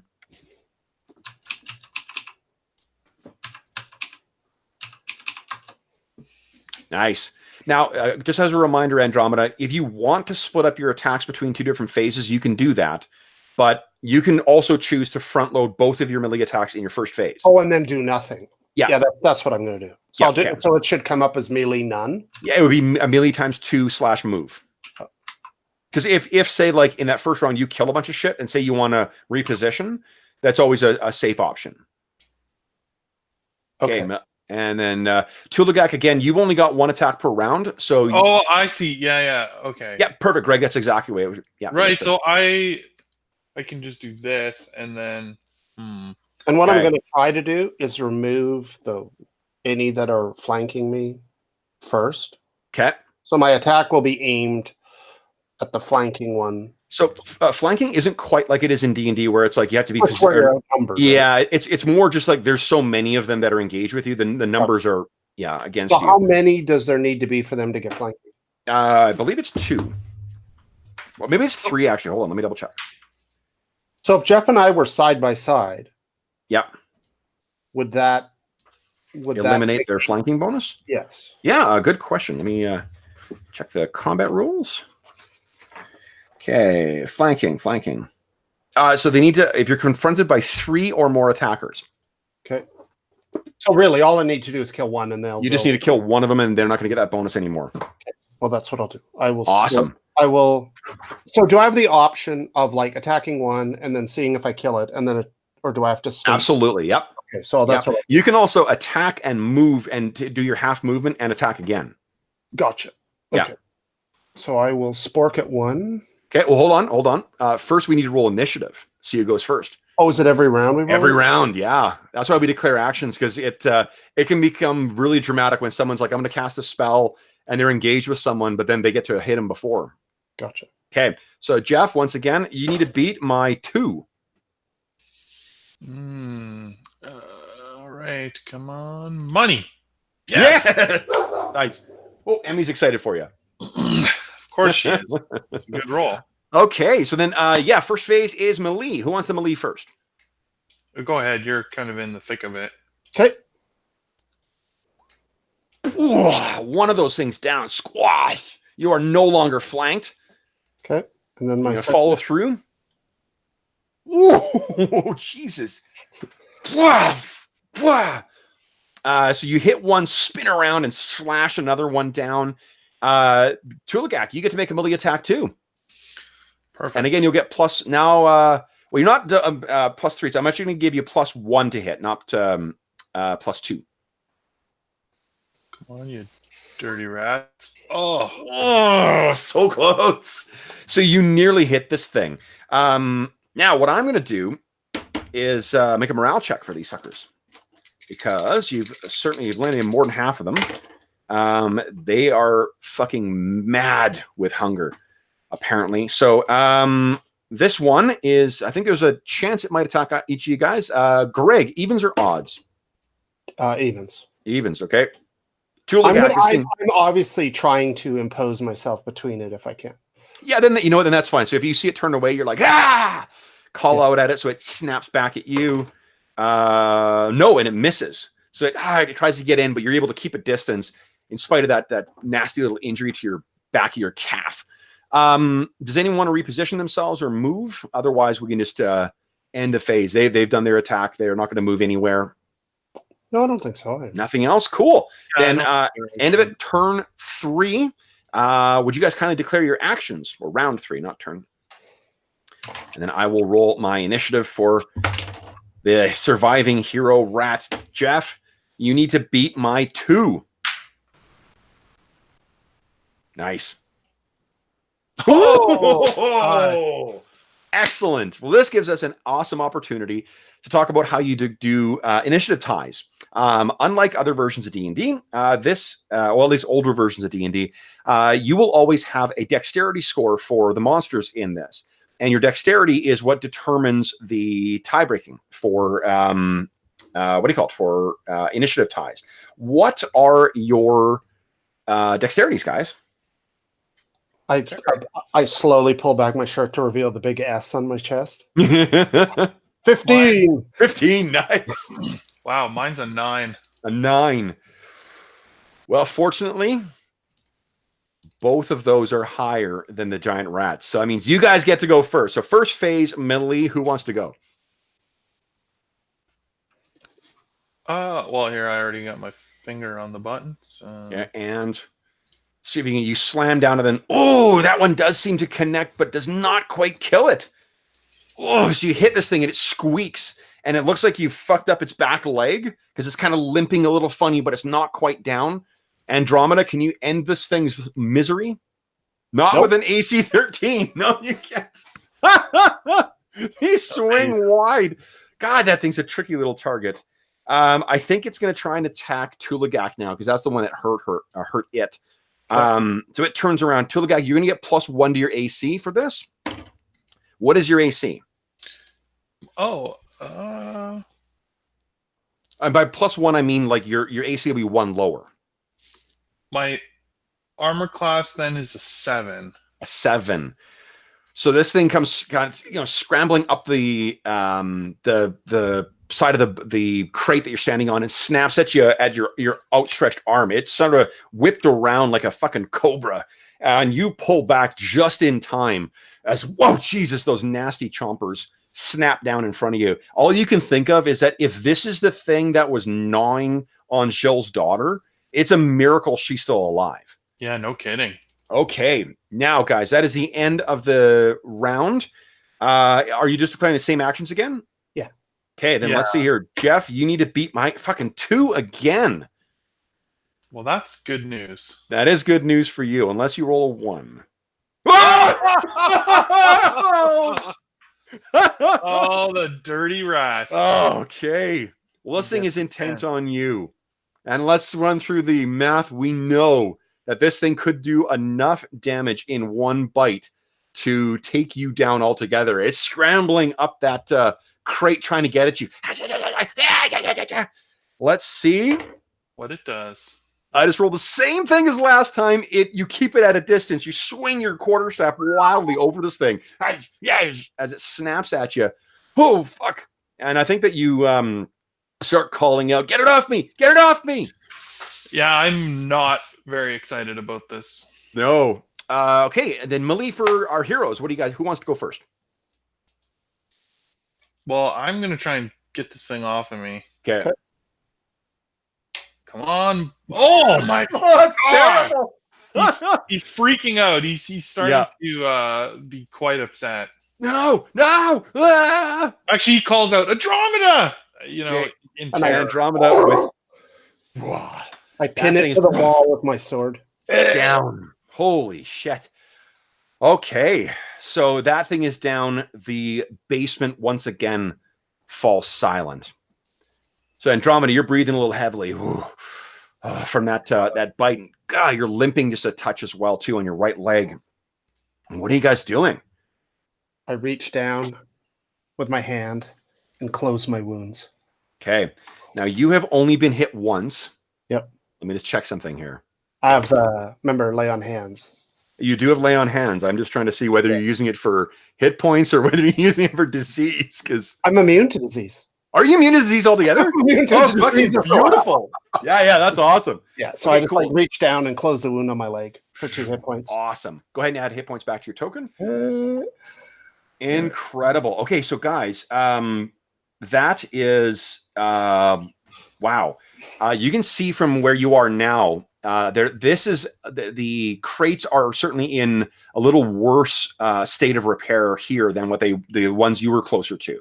And in fact, there's a little nest that the things have built down here, and in a disturbing sign of some kind of malign intelligence, these things seem to have collected a bunch of shiny coins, and what you find there is 336 silver pieces and 133 electrum pieces. I'll put that in the chat so you guys can know. Well, I wonder, they should hire a broker and invest that. Yeah, rat broker. Okay. One neat thing about this as well too is encumbrance for coins is it's like a 10th lighter than it is for other games. It reflects like that the coins are probably like the little hammered coins you would have in actual life, not like crazy pirate doubloons from movies. Right. So coinage, I found it. Okay. Now let's see here. So we'll just split that. So yeah, you take 67 electrum and I'll take 66, and then we each get 168 silver pieces. Nice. 67. This gives me an excellent opportunity to point out as well too, guys, because this is an OSR game, you guys get XP from loot recovered. Yeah. Money gives you XP as well as cash in hand. I'm trying to remember what the conversion is for EP. Isn't it 1-to-1 for gold? No. EP is I think like half, and silver is 5. If I might be wrong. Oh yeah. Well, so old electrum used to be 2, right? It was 2 gold or 2 electrum make 1. 2 electrum made 1 gold. Yeah. And then 10 silver something. Yeah, same as this here too. So 2 electrum make 1 gold. 10 silver make 1 gold. Yeah. So we get 49 XP from money, right? Nice. Yep. Okay. Pretty sweet. And neither of you guys blew through your astonishing fortune in that encounter too. Plus my 10% bonus. Yeah. Yes, we'll do that out of the total award for at the end, but and actually it's doubled as well too, so that's 80 XP. Not bad, guys. Our boys are on the board. So what are you guys gonna do? So the room, there's only these big 4 fat suckers down here, or those 5 rats that you were facing. Okay, but I picked them up by the tail. Yep. So I have all 5 of them by the tails, and then I tie their tails in a knot. Okay. And I hold them up.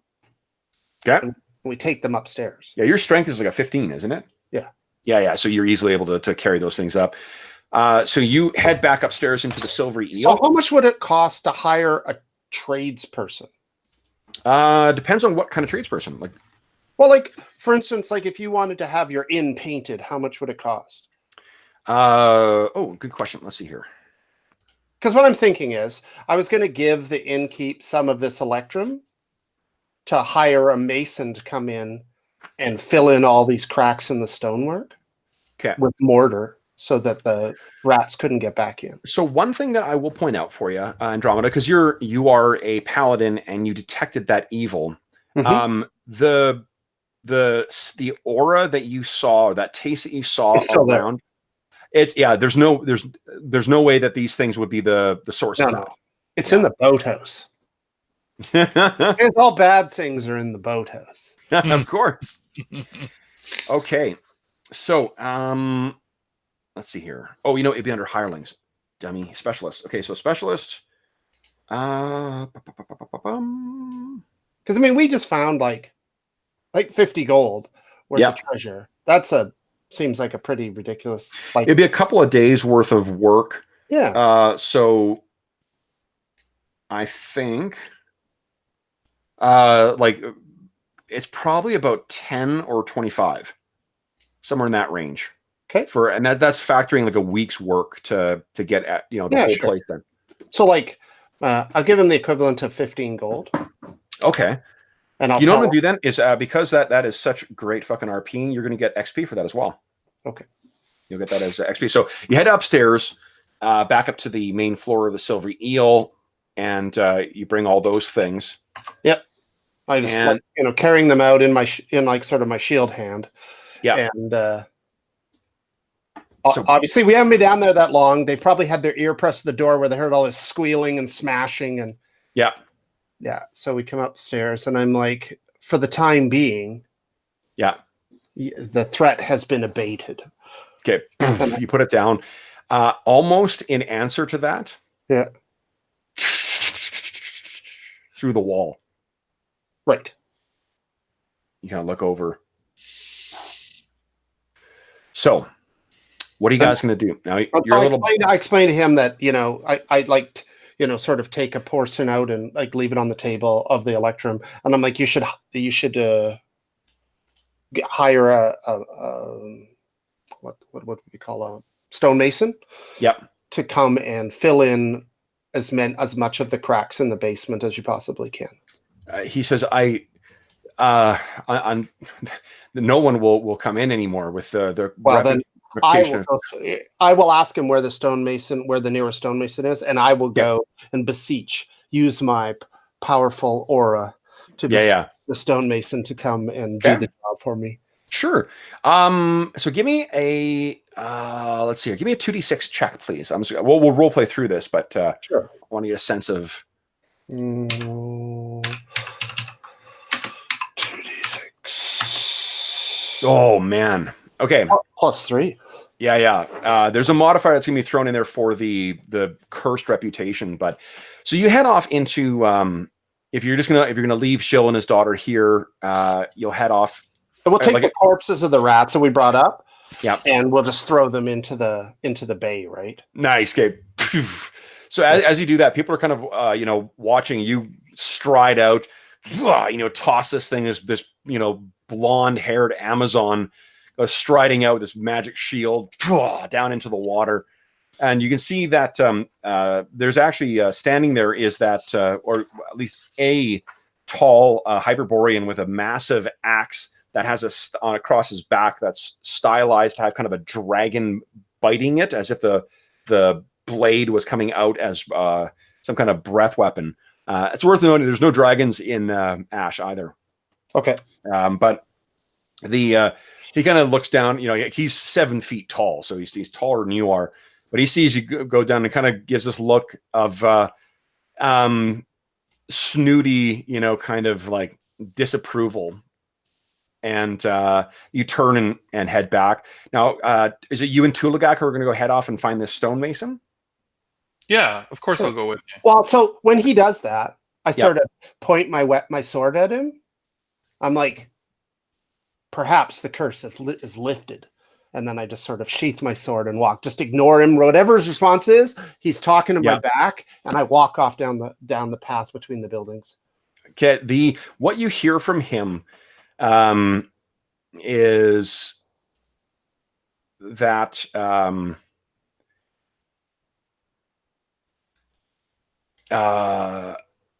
that place rots from the root, bitch. Not so pruning leaves will do nothing to solve the problem. I sort of dramatically turn. He actually says that in Hellenic as well too, like in Hellenic Amazonian. Yeah. So I turn and sort of dramatically look across my shoulder. Yep. I said, for all your attempts, you shall be denied. Nice. And then I walked away. Okay. And that definitely draws a kind of like, there's people looking back and forth. It's on.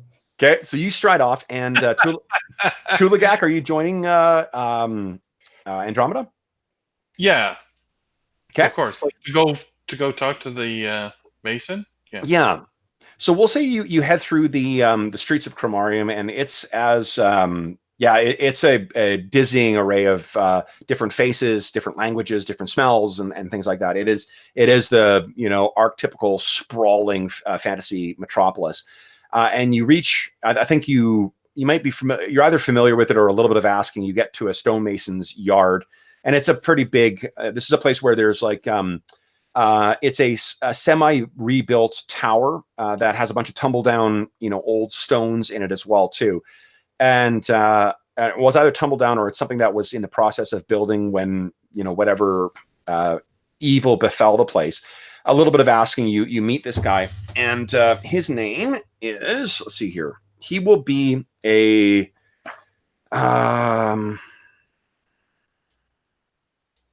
I think he's going to be a Khmeri Celt, so he's a mixed race guy or common man. He's sort of part of the descendants that sort of have mixed their ancestors have mixed with a bunch of different races. He's got dirty blonde hair. He's got a graying kind of beard, and his name is Cedric. And if I'm asking around, you come up to Cedric, and he turns around and sort of looks up, at you, Andromeda, and over at you, Tulagak, with your big, crazy cloak on, and he says, "Can I help you?" And I'm assuming that like one of his support people have kind of brought you over to introduce you to him, one of his apprentices maybe or something like that, or clerks. So he looks up, "Madam, can I help you?" Greetings, Master Craftsman. And I like hold his eyes with my glare. Yeah. So it's and greetings to you as well. What brings you to my establishment? I have a favor to ask of you. I know you're a busy man, but this will not be without compensation. A personal friend of mine is requiring your specific talents. A friend of yours requires they have. And he sort of looks at your, regalia and stuff. A temple, perhaps, or no, far more important than that. A personal friend of mine.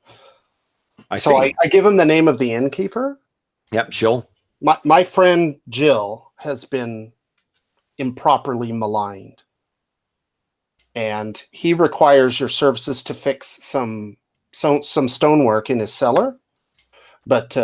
It seems like someone has been casting dispersions on his character, which are absolutely untrue. I see. What are the natures of the rumors? Well, that his establishment is cursed. Obviously, a competitor trying to gain some sort of advantage, as you probably are well familiar with this type of behavior. Of course. Yes, of course. It's a tavern, then. It is. I see. And what nature of work does he need to rebuild, or just in his cellar there's a number of like loose stones and so forth that just basically needs to be mortared up to maintain its integrity. Oh, I see. Is that the extent of the task, or is there well, unless you come across something else, but I'm not just being a layperson myself, that was all I was able to ascertain. I see. Well, that I anything in service to the maiden, I am happy to assist. The task does seem something that does not require my expertise. However, my son, Macus, and he calls out, and this younger kid, and you can tell the family resemblance is there. He doesn't have the full beard, that his father does. He does have a full mustache, and his hair is a little longer and pulled in a ponytail, and he looks a little more earthy than his father.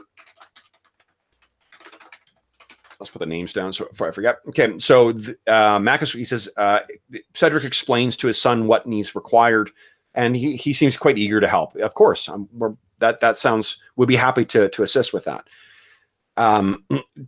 If you want this done now, let me collect my tools and my assistants, and we will join you. Oh, that would be perfect. I appreciate it. Okay. So you kill a little bit of time talking to, I mean, doing what do you guys want to do while they're collecting their stuff, if anything, or are you just going to sort of look around? The one thing I'm going to take sort of a cursory glance all the way around, like 360 degrees, just make sure we're not being followed. Sure. Let me make a secret spot check for you. Does not appear that you're being. No, you can't spot anyone in the teeming crowd, so it's kind of moving around. Okay. Tulagak, anything you want to do? Tulagak's pretty quiet during this kind of negotiation. This is much above his sort of pay grade of what he's used to, dealing with merchants, and sure. he's helping a friend out with some rats, and that's sort of the extent of his knowledge of this kind of dealings. So okay. And I think he's quite quiet in general. Sure. If my presence draws any attention, like, if there's like kids or something in the street that are like, "Ooh, look at that, it's an Amazon," right? Then I will go over and like kneel down and talk to them and sure, yeah. Tell them about the sort of the power of Andromeda, and the goddess watches over. She's always vigilant. Sure, yeah. In particular, some little girl. So you'll that sounds that's awesome. I'll give you a point of astonishing fortune for that. That's fucking cool. So you inspire some little girls, and then finally that's where we see Tulagak. You're just sort of sitting back, taking in the scene. And that's when Macus and his two assistants come up, and they're carrying sort of the supplies like mortar and whatever stuff with them. And there's a small, actually, I probably needs a cart to carry all that stuff. So we'll have a cart that drags along behind him. And he says, "Ready when you are, madam." Oh, of course. So I walk beside him and, make small talk and stuff like that. Try to make him at ease. Like they say this about Meryl Streep. She has two jobs, right? One is the scene that she's acting, and then the other is reassuring the person that they're acting with Meryl Streep. So I understand how powerful a presence I actually am. So I try to make him as comfortable as possible. Sure. Yeah. That's awesome. Okay, cool. So by the time you get there, you've got, how much have you told them about the problems at the Silvery Eel? I don't know how much are they asking.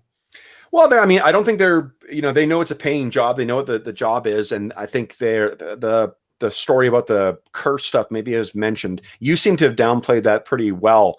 And I think from your reaction roll, like Cedric just bought it. Like, all right, there's no issues. I rolled as well too, and they haven't heard the rumors. So, they seem oblivious to this. So it's just a matter of how much you want to tell them, I guess. I don't know. What do you think, Jeff? Well, I think Tulagak is like sort of whispering to you, like, I think we're going to have to be protecting these people as they work. I absolutely concur. Yeah. Yeah. So that's what there won't be much danger. I think we will let them discover it, like, because there's no point in making it worse than it is. If nothing comes of it, then we didn't need to say anything. But if we make them all paranoid by disclosing the potential threat, but I think as long as we're vigilant, they should be fine. Okay.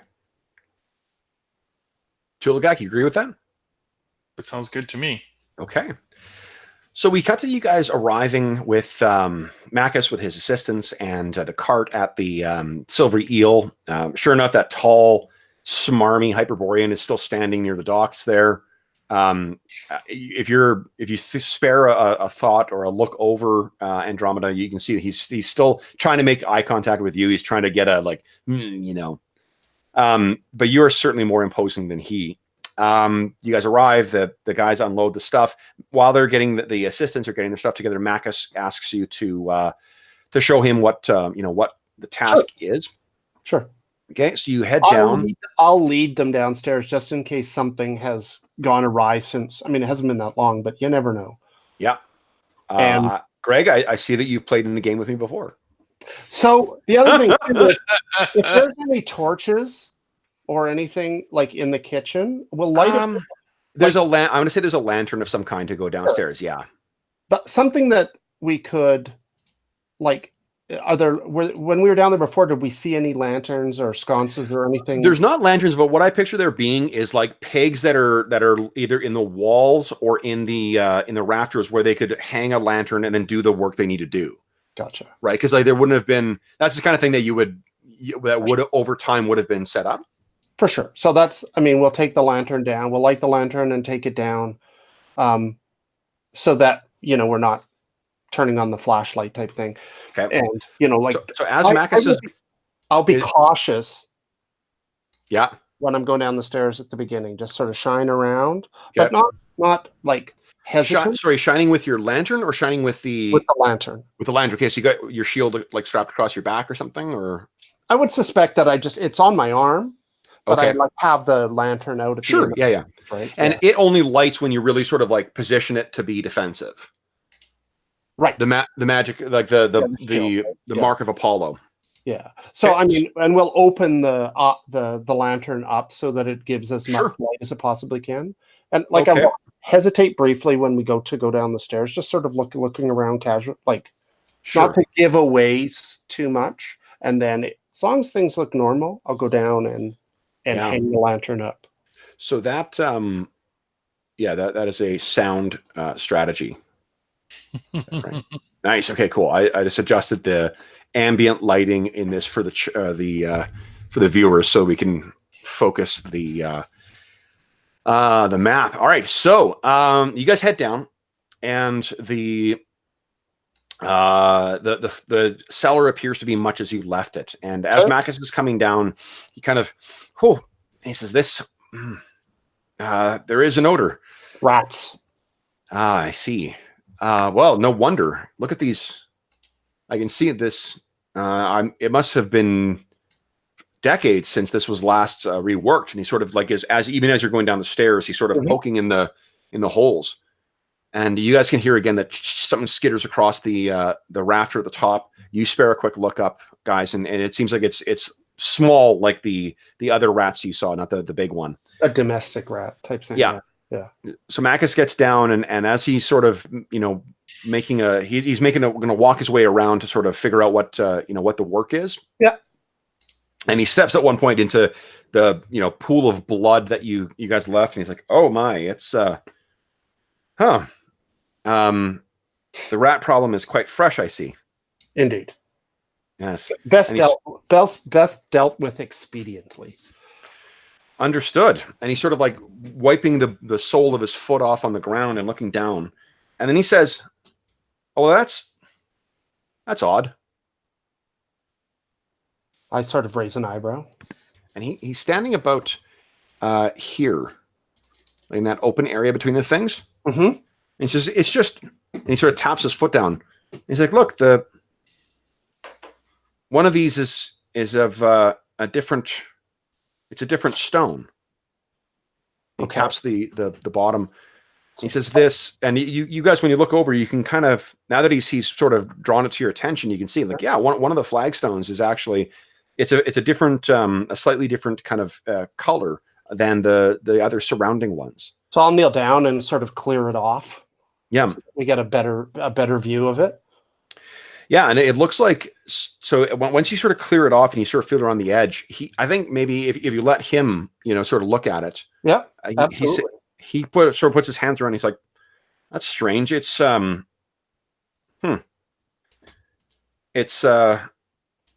this appears to have not been secured. You could pry this up. Do you know what's down there?" I do not. We have not been down there. Huh. Did you want this sealed as well, or no? Not for the time being. How about we begin work on the walls, and my friend and I, perhaps we will investigate what lies beneath. Okay. So what I'm going to do is, let's see here. I'm going to say there's 3 hours of work that they're going to do. I'm just going to roll. The first only 3 hours. Like, I didn't know how long this was going to be. But only 3 hours. We'll wait. No. I'm just so there's going to be like most OSR games and or old school D&D, random encounters are a thing. Oh, okay. Yeah, so it's broken down by the certain number of turns. I roll in this particular adventure.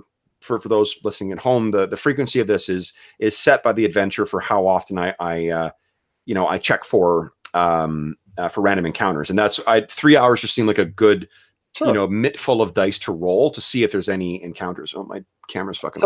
So what we will do though, if we know that like, well, sort of in the passing, we'll ask him how long does he think it's going to be and so forth, right? And we'll pile some of the supplies on top of the flagstone. Sure, yeah. Tries to push it up. There'll be a substantial. Absolutely. Okay. So you guys are at let me see here. Jeez. So they're at work for about an hour, and he's got the two assistants who are sort of like mixing the mortar and stuff like that, and he's sort of talking over what what needs to be done. Oh, Jesus. And you guys are. I'm just going to put you in the middle of the room just because you're probably kind of milling around. Did you have a specific kind of strategy in mind for where you wanted to position yourself, or sort of what sort of no, because I don't know. Do you know what the threat will be, Jeff? No, I'm just trying to think like if we would have some kind of an idea of where the rats kind of came from last time, and position ourselves so as to be between them and the workers. The openings in the walls are probably not large enough for these dog rats to have gotten through, right? So they clearly had to get brought in through the loose stone. They probably are. These are not like just little gaps that need to be filled. It's the reason it's going to take them so long is these are huge fucking gaps. Oh, okay. And rats also, like, even though they're giant rats, it's just like regular rats where even though they're like, they can fit through any space. Yeah, they jam their way through because they're. Well, if their skull fits, then they can fit. Is usually the way that rodents work. Yeah. So we'll just position ourselves in the middle, but we're vigilant. Okay, that sounds great.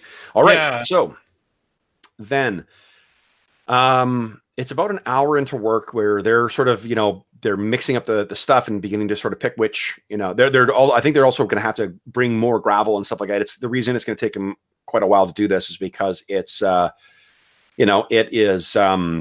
it's a pretty big task. And let's see here, Greg. I believe you were rolling surprise, right? Sure.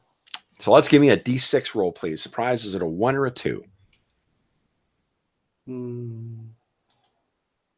Oh. Can we spend one of our fortune points to get a reroll? You absolutely can. Go ahead. Okay. Nice. Not surprised. Really okay. For it. Okay. So, fortunately, they're sort of milling away at work. I'm going to roll randomly and see where the workers are when this happens as well, too, just because that sounds interesting. Okay. So 1, 2, 3, 4. 1, 2, 3. Oh, there's 4. What a dummy. I'm rolling D6s. I just want to point out, as I said, we're doing our best. I don't know if we get a chance, but to try and stay between the workers and sure. It's what it is? It's like they may be going up and down. Oh, they're all kind of in one place as well. So all the workers, I'm not going to put the tokens down because it's just going to get really cluttered there. We'll do them theater of the mind. They're non-combatants anyway. They're right over here working on this wall, and they're all sort of clustered around that. And that's when you hear it, Andromeda. You can hear the sort of that same squeaking, sound that is coming from right underneath the stairs. And unfortunately, it is coming just in time for, let's see, do I still have them cut and pasted? Boom, look at that. This is my rat dispenser token. Boom. And they seem to be fucking spilling out, like in time for you to turn your shield over towards it. I picture you kind of, as soon as you hear it, you grip your shield, the thing flares to light. You look over and you can see again, there's suddenly 5 of them that are sort of fucking fallen over each other. Guys, let's declare actions. Bastards. Okay.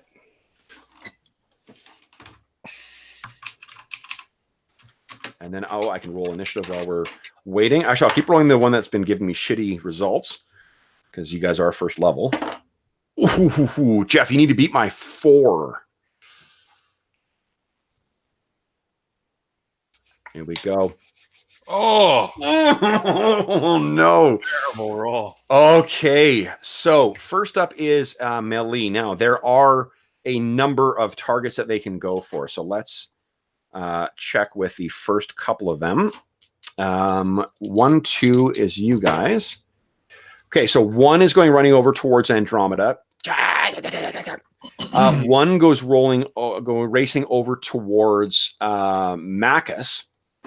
And then we've got the other 2, one more going towards Andromeda, 1 towards a worker, and the last one is to the other worker. So Macus, I'll roll the attacks on Macus and the 2 workers first, see how they do. Oh boy. Oh man. 18, 19, and a 12. So the 12, all 3 of them are hits. Let's see how our guys fare. Okay. So worker will be 1 and 2. Yeah. Okay. So the one of the workers is the thing snaps at his ankle. He drops down and then it grabs his throat and wrenches out. Blood spurts out and he falls to the ground. The other one is just quite badly. It's chomping and tearing away at his legs. And Macus looks like he's injured, but saved only by the kind of leather smock he's got on as he's working. He takes a little bit of damage as well. The 2 of them on Andromeda, you get the full benefit of your AC at this point because there's only 2 of them on you. Okay. There's no way either of those hit. So they come racing into you, but you are prepared for them, and the ones that get up, you batter away either with a flat of your sword or your shield. Now it's your turn for melee. Andromeda, what do you want to do? I can move up to half my movement, right? Absolutely, yep. So I'm not going to leave. I'm not going to leave the area to provoke an attack of opportunity with the 2 rats. Yep. But I'm going to move close enough to strike at the ones that are attacking the workers. I don't think you can just because of this. Remember, each square is like 10 feet. So you would either need to disengage with one of them, with like one group of them, or just keep fighting the ones that are engaged. No, I'm going to go after the ones of the workers. Okay, cool. Let me fucking nat 20. Okay. Oish. Hold on. So the way crits work in this is it's variable results. So let's see here. +1 damage for it. So I rolled terrible for their crit result. You take 3 points of damage as one of them. And this is only from your brave attempt to flee from them. Okay. And you go racing over towards the ones engaged with the workers. While the one surviving worker and Macus, they are now engaged with you. You can still make your attack roll too. Okay. Now, hold on. I don't want to go back and bomb Berlin necessarily, but I do want to point out, because it's a good chance to demonstrate this, you could have made your melee attack first and then made your move. Right, but I want to attack the ones that are on the workers, not the ones I was fighting. Right? Yeah, no problem. Okay, so go ahead and make your attack roll. Whoa, shit! Smash! So one of the ones, is it the one that's still attacking one of the survivors, or the one that? Absolutely. Which one, Macus or the worker? Macus. Okay, so Macus, you smash the one that's trying to get down on him. Amazing. Melee. Let's see here. I think the workers are probably going to try and do melee attacks here. The worker does terrible. And actually, Macus does hit one. So Macus actually takes one of them down. Okay. He leaps forward and smashes with his mallet, one of the ones that was attacking his ally. Okay, so that was it for melee. There's no missile, no magic. Move, Tulagak. What do you want to do?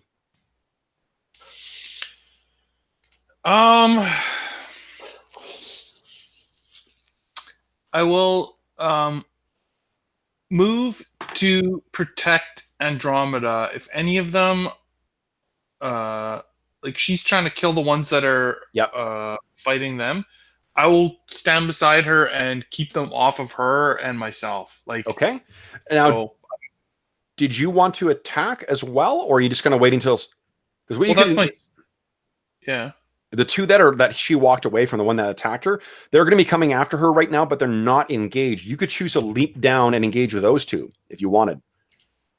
Okay, sure. Well, no, I don't really want to engage with two. Like, they can kill me in one blow. Yeah. Yeah. So, is there, like, can I hold my action in this game, or no? Yes, absolutely. Yeah. It's same thing as in other versions, just if X, then Y. Yeah, if X, then Y. So, if the rats move within melee of myself or Andromeda, I'll be right beside her. Then I will attack them. Awesome. All right. So then in phase 2, they're not going to melee. They will both move up. So go ahead and make an attack. Okay. They go because they're scrambling. You can picture that they're scrambling after her. You run in the way, and then you sort of run in time to smash one of these things, or at least try. Let's see. Go big money. Oh, nice. Oh man, is your strength? Do you have a pen? No, you just keep rolling ones. Jeez. Okay, so you smash one of them, but it seems, and you think that you've definitely like shattered some ribs and broken its little foreleg, but it's still coming towards them. Okay, not quite half down yet, so no morale check. All right, that is the end of round 1, guys. Let's declare actions, and then roll initiatives. Let me. I'll rotate to a different dice. See if I roll worse. Jeff, you got to beat my 4 again. Uh-oh. Come on. Nice, that's right, double attacks. Money. So one cool thing with the fighters... Oh, man. No. I've rolled so many ones. Shit. Okay, so then we've got 2 rats that are going to be going after Tulagak and 1 that is going after... Is it worth using your fortune point to re-roll your initiative? Maybe. Because if they go before you, you could die. Whereas if they go after you, we might have killed 2 of them. Right. Andromeda's got 2 attacks this round. Yeah, let's do it. Let's roll. Okay. Come on. Here we go. Better money. Oh shit. Okay. So then let's see here. We've got round 4. Say again? What round are they going in? They're going to melee. So melee is first round. They won initiative. That's what I'm saying. What did they roll for initiative? Oh, they rolled a 4. Yeah. Okay. Yeah. Okay. All right. So then the 2 that are engaged with you, Tulagak, they're not flanking you, fortunately. Let's see here. 1. Oh, I rolled a 5. One of them comes in and attacks you. It does not. You're able to easily dance out of the way.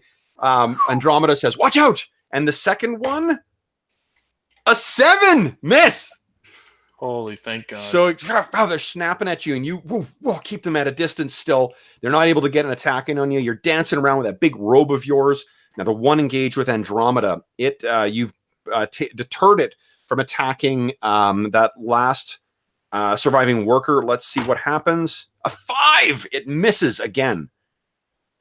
So you guys, our heroes, who wants to go first?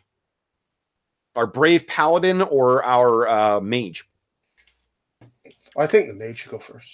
Okay. I think you should create an illusionary wheel of cheese in the corner. I wish that was one of my powers. Nice. Holy. So you make up for your earlier attacks, and I'm going to say you actually hit the one that wasn't injured. So you got a fresh target. Smash. That one's down. Shatter. This like whip crack from where your quarterstaff hits it. Andromeda, can you cull the herd? Nope. Attack 1. No shit.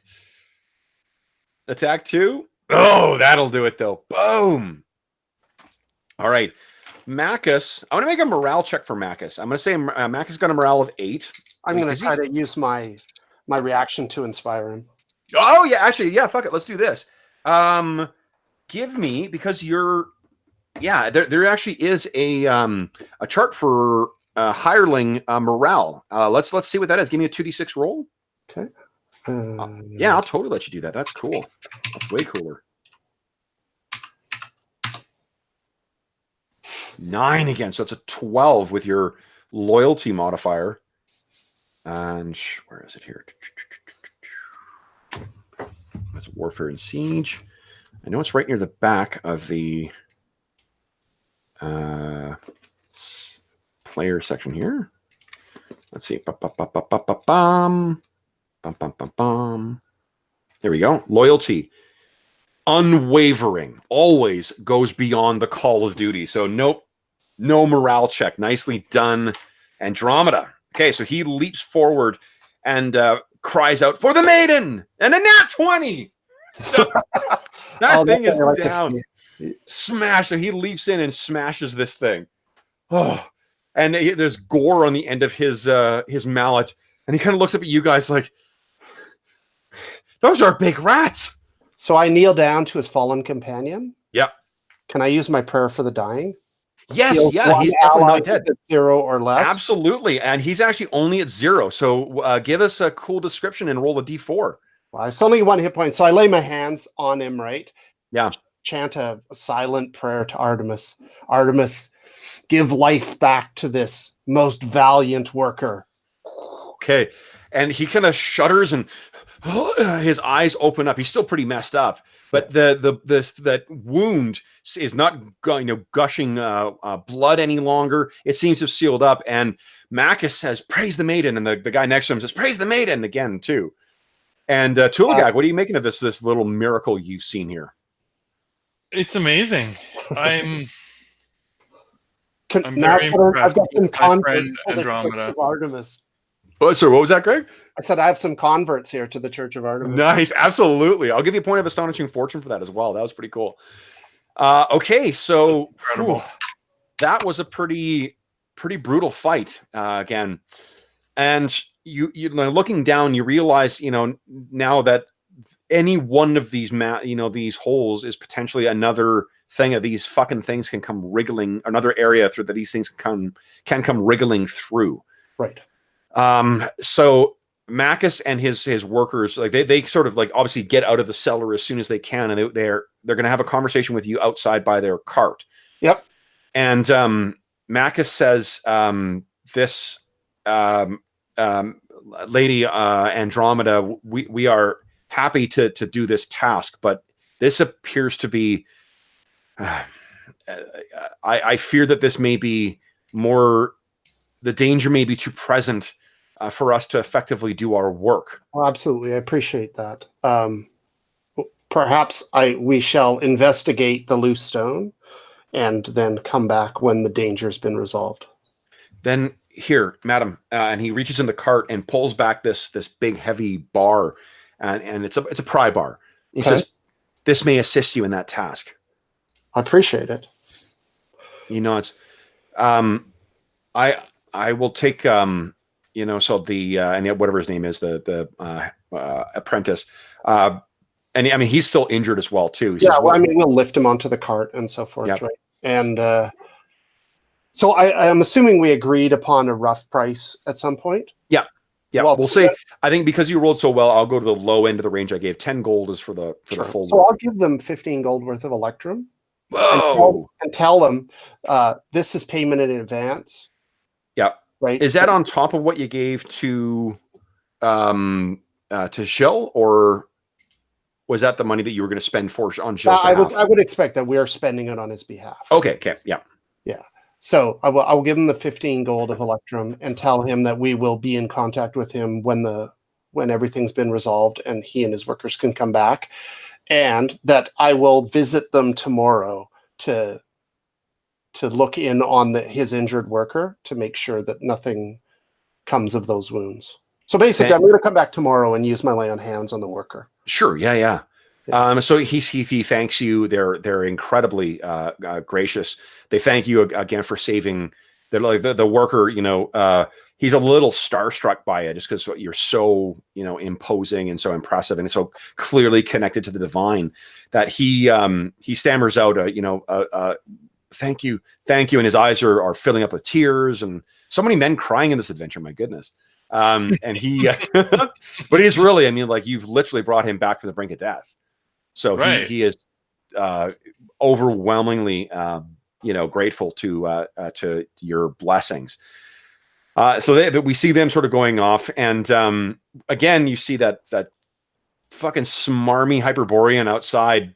Just he's not saying anything, but you can feel his glare. Tulagak, I imagine you maybe look over because you don't seem to have the same, pissing contest that's going on with Andromeda and him. But yeah, He's just glaring. You know the look of an asshole like that trying to, you know, to goad a reaction from from someone. So before we go back inside, I turn to the Hyperborean and I say, "Perhaps it's time for you to get a job, you deadbeat parasite." And then we go back in the inn. Nice. Not all of us can stand admiring the sewage in the water. Yes. He's actually like some douchey trust fund baby who just loiters around. Okay, so you head back in, and Jill and sorry, his daughter's name, and Annie and Nesta, they're inside, and Jill says, "What happened? Well, are they still able to?"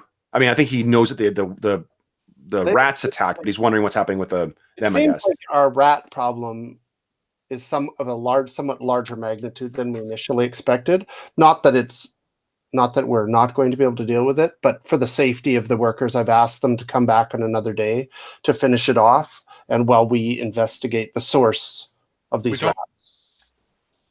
We don't want any deaths weighing on our conscience. Indeed. No, of course. That thief, and he sort of gestures to the shield. That's what I found him down there. Well, yeah. So I mean, we knot up the other 5 rats, right? And into the bay they go. So one thing I'm going to point out too, guys, is one of the other optional rules that I use in my Astonishing or my Ash campaign, the Reavers of Tula, is a reputation system. And the reputation system is sort of a hybrid of the 5e version and some ideas I had and the Pathfinder rules from Ultimate Intrigue. But one of the things you get is with different organizations, you can, when you do tasks for them, you can gain reputation for them, or you can bank, what do you call it? You can bank favors with them. Right. I'm going to say that I need to check the name of this thing. Give me one sec here, because can't remember, but what you've heard about and sort of for polluting the river with dead rats. I have a -1 reputation with Greenpeace for yes, throwing dead rats into the river. Okay, so there is an organization called where's my there we go. It's something that has recently formed in Chromarium, the Crusade of the Burning Dawn. And what this is a group of devout followers of Apollo and Artemis. You guys have heard about this lost land of Tula. And Tula is this, it suddenly appeared, and its appearance was heralded by this massive tsunami that seemed to devastate much of the Hyperborean coastline. In the years since it's come, like it's almost been a decade. I think it might have been a decade since it arrived. There's been a series of different things that have responded to doing this. And there are members of the cult of Apollo and cult of Artemis who see it as a wild and unholy land in need of taming. And I think that what you've done, Artemis, or Artemis of Andromeda, is there are members of that where you are able to call in at least one favor from them. Maybe your last task, your last sort of adventure you guys came from. That's what you've banked with them. You did something to kind of help them out. One of the things you could call that favor in is you could ask them to cast a 1st level spell for you for free. Okay. Like healing. Like Cure Light Wounds. Yeah. You could definitely call that favor in if you wanted. Absolutely. Okay. So we'll I think that their temple is probably somewhere else in Chromarium. And not probably, it is somewhere else in Chromarium. So we'll see you at 10 there, and Cure Light would heal you of, let's see here. I think it's 1d6 plus 1. Let me double check. 1d8. We'll definitely go to the Temple of Artemis over the Temple of Apollo. Absolutely, yeah. So you go to the Temple of the Maiden, which has this kind of like on the inside of it, it's got a garden that is intentionally sort of like, I'm picturing it with like the big Greek columns or Roman columns outside, you know, and you make your way inside, but you find that once you get past the marbled walls or whatever, inside of it is actually an area that looks like a snippet of like uncontrolled growth. It's not doesn't look like a grotto of some sort. Yeah, it's not like a beautiful, carefully sculptured garden. It's a little snippet of wild growth. And you meet with the ladies of the hunt who are inside there, and like, do you explain sort of anything of what you're doing right now, or? Oh, absolutely. Yeah. Sisters. We are in the have come to the assistance of a local business owner who seems to have drawn the attention of a malignant force.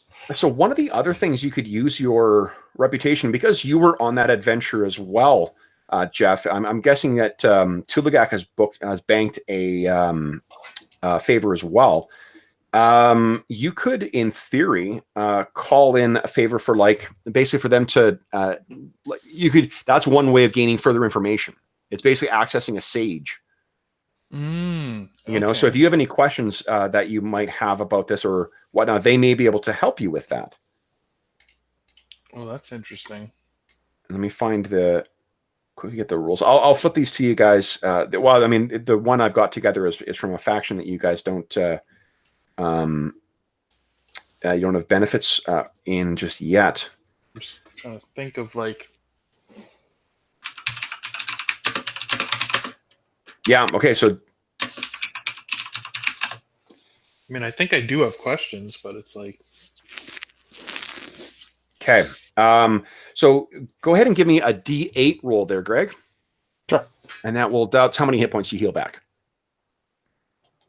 Come on, big one. Yes. Yes. Nice. Well timed. Okay.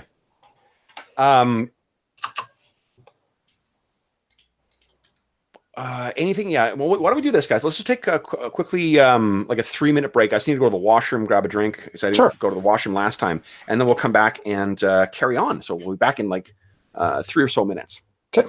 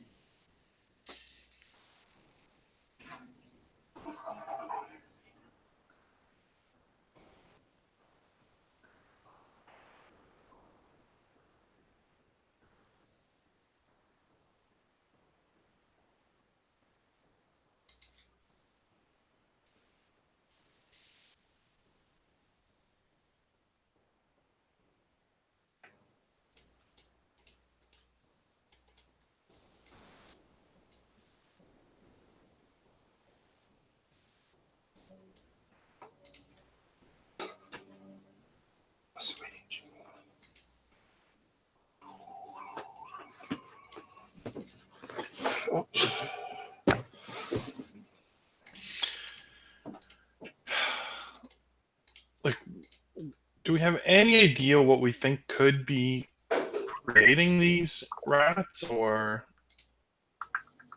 like this is more than just a rat problem?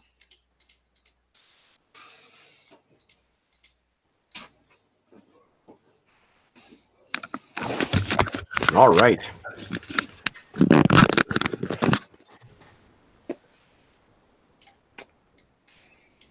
Okay, so what are you guys going to do?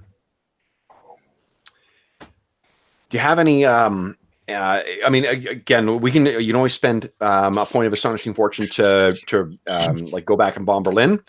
So if there's something you wanted to ask later on, Tulagak, that you didn't get a chance to do now, you could always spend a point and just say, oh, did I ask so-and-so about whatever? Right. Yeah. Okay.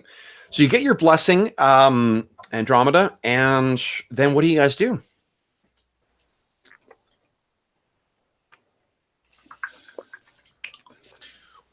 Oh, you know what you could do, actually? Give me a sec here. I don't remember how scrolls work. Because I think you get to a point where you do learn Cure Light Wounds, or potentially you can cast Cure Light Wounds, Andromeda. And I think one of the favors you can get is to get a scroll. Rather than a casting, you get a scroll of a spell. So you may be able to get a scroll of Cure Light Wounds from the Crusade. Let's see here. Using a...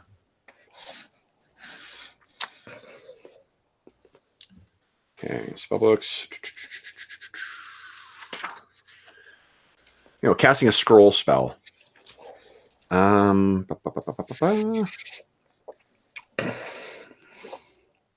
When a sorcerer attempts to invoke a scroll spell of higher level than he can cast, he risks scroll spell failure.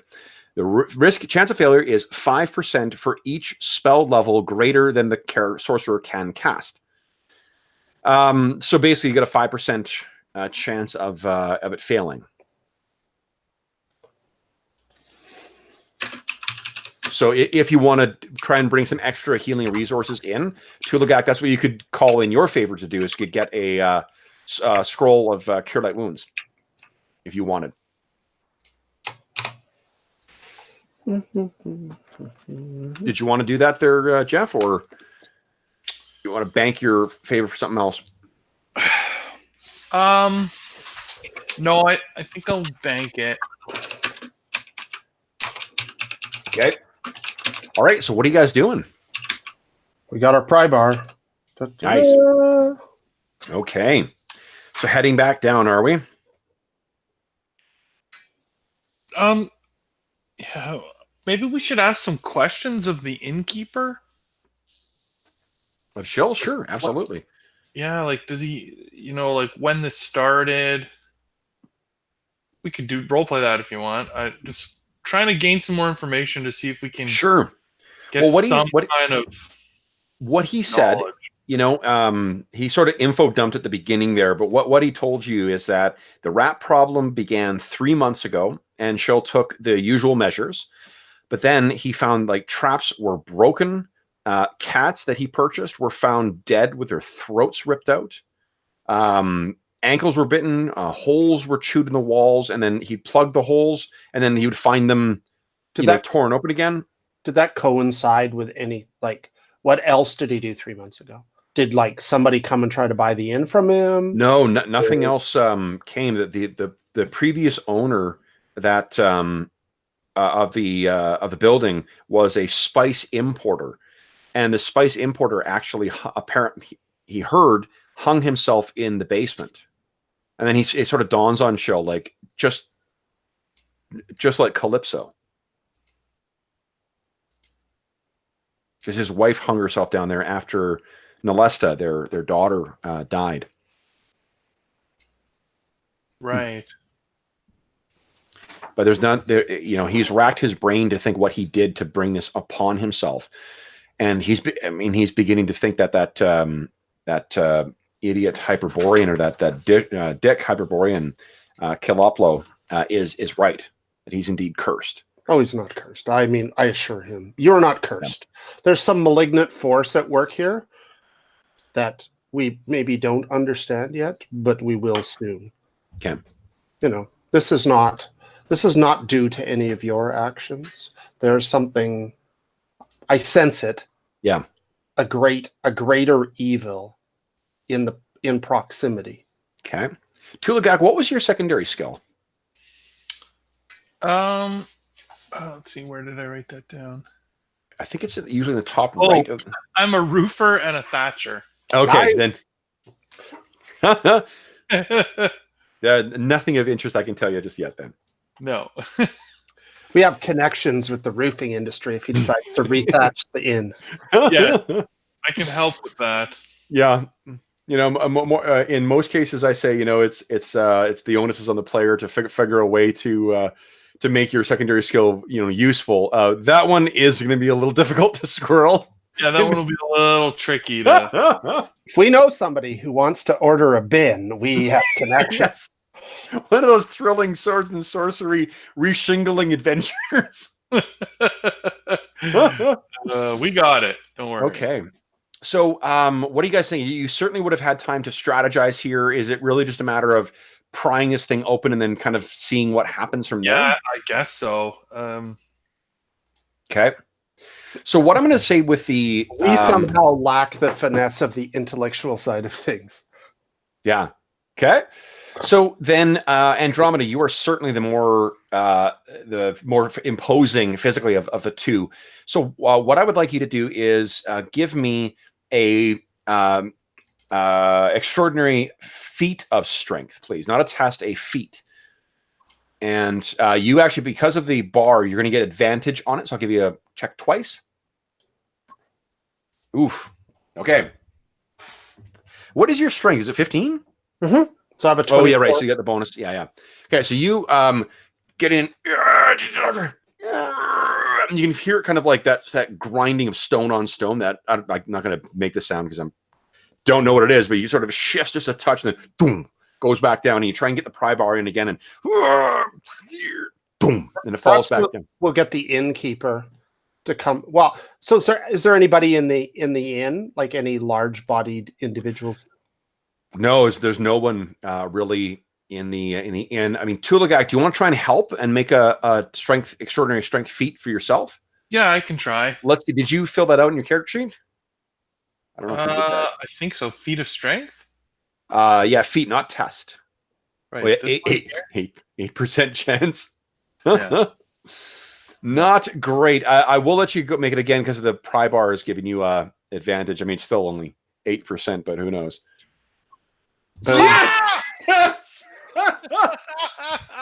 There you go. I love role-playing games. All right, so you get in, and the combined effort of the two of you get this like elaborate strategy in place where like one of you sort of pries the thing up, and then you toss something underneath there to secure it. You readjust the bar, and you're straining every muscle in your arms and back and shoulders for Andromeda, and then you finally push the thing up, and poof, this big heavy stone slab lies on the side. And what you see underneath is, and this is, I'm picturing you've hung the lantern from a peg right either above or very near where you are. Sure. You can see that there is a staircase made of the same blackened stone that spirals down. It's covered in dusty cobwebs and dark beneath. That extends 50 feet down, so it extends completely into darkness. You'd actually have to go down there to see how far the lantern, or how far the thing actually extends. Okay. So the lantern is a 30-foot radius. If it's a bullseye lantern, it's a 60-foot beam. Yeah. How much light does the shield give? I said torch. I want to make sure I got that. Torchlight. It's like probably what? 20 Oh, actually, it's less. The shield, when it's gripped, gives a 5-foot radius. Okay. Yeah, so it's not quite as good as the lantern, but we'll just take the lantern. We'll take the lantern down. Absolutely. So if you, I'll say it's a bullseye just because that's fine. So you put you cover it up and you put the light reflected down into it, and you can see it spirals down, and it's a drop down there, and these steps seem ancient and as if but you know what there is on there? So it seems as if no human steps have walked on these in quite some time.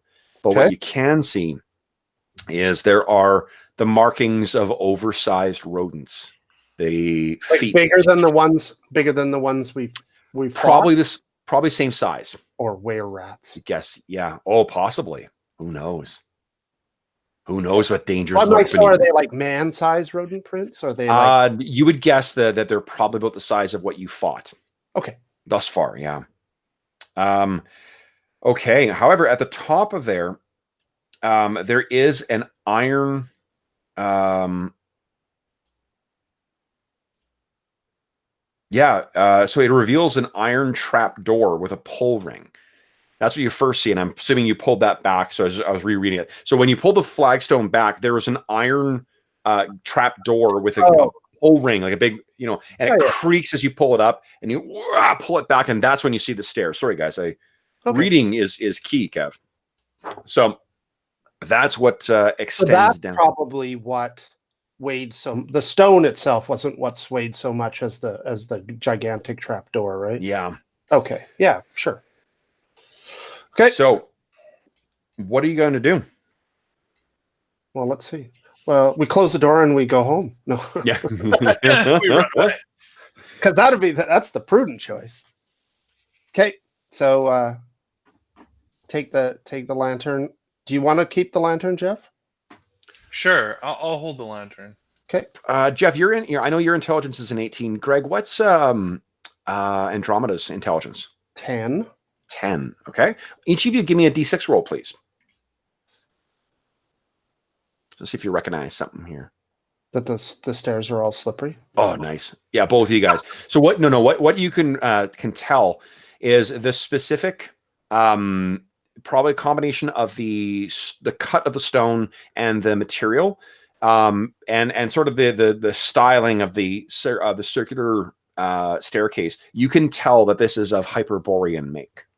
Okay. This is something that dates. It's super old, like from the time before the city was built. Yes, this is the time when the Hyperboreans originally built Cromarium. They were the ones who ruled here until they fell into decadence, and their time had passed long before the Green Death. Green Death was about 2 centuries ago, so this is likely quite ancient.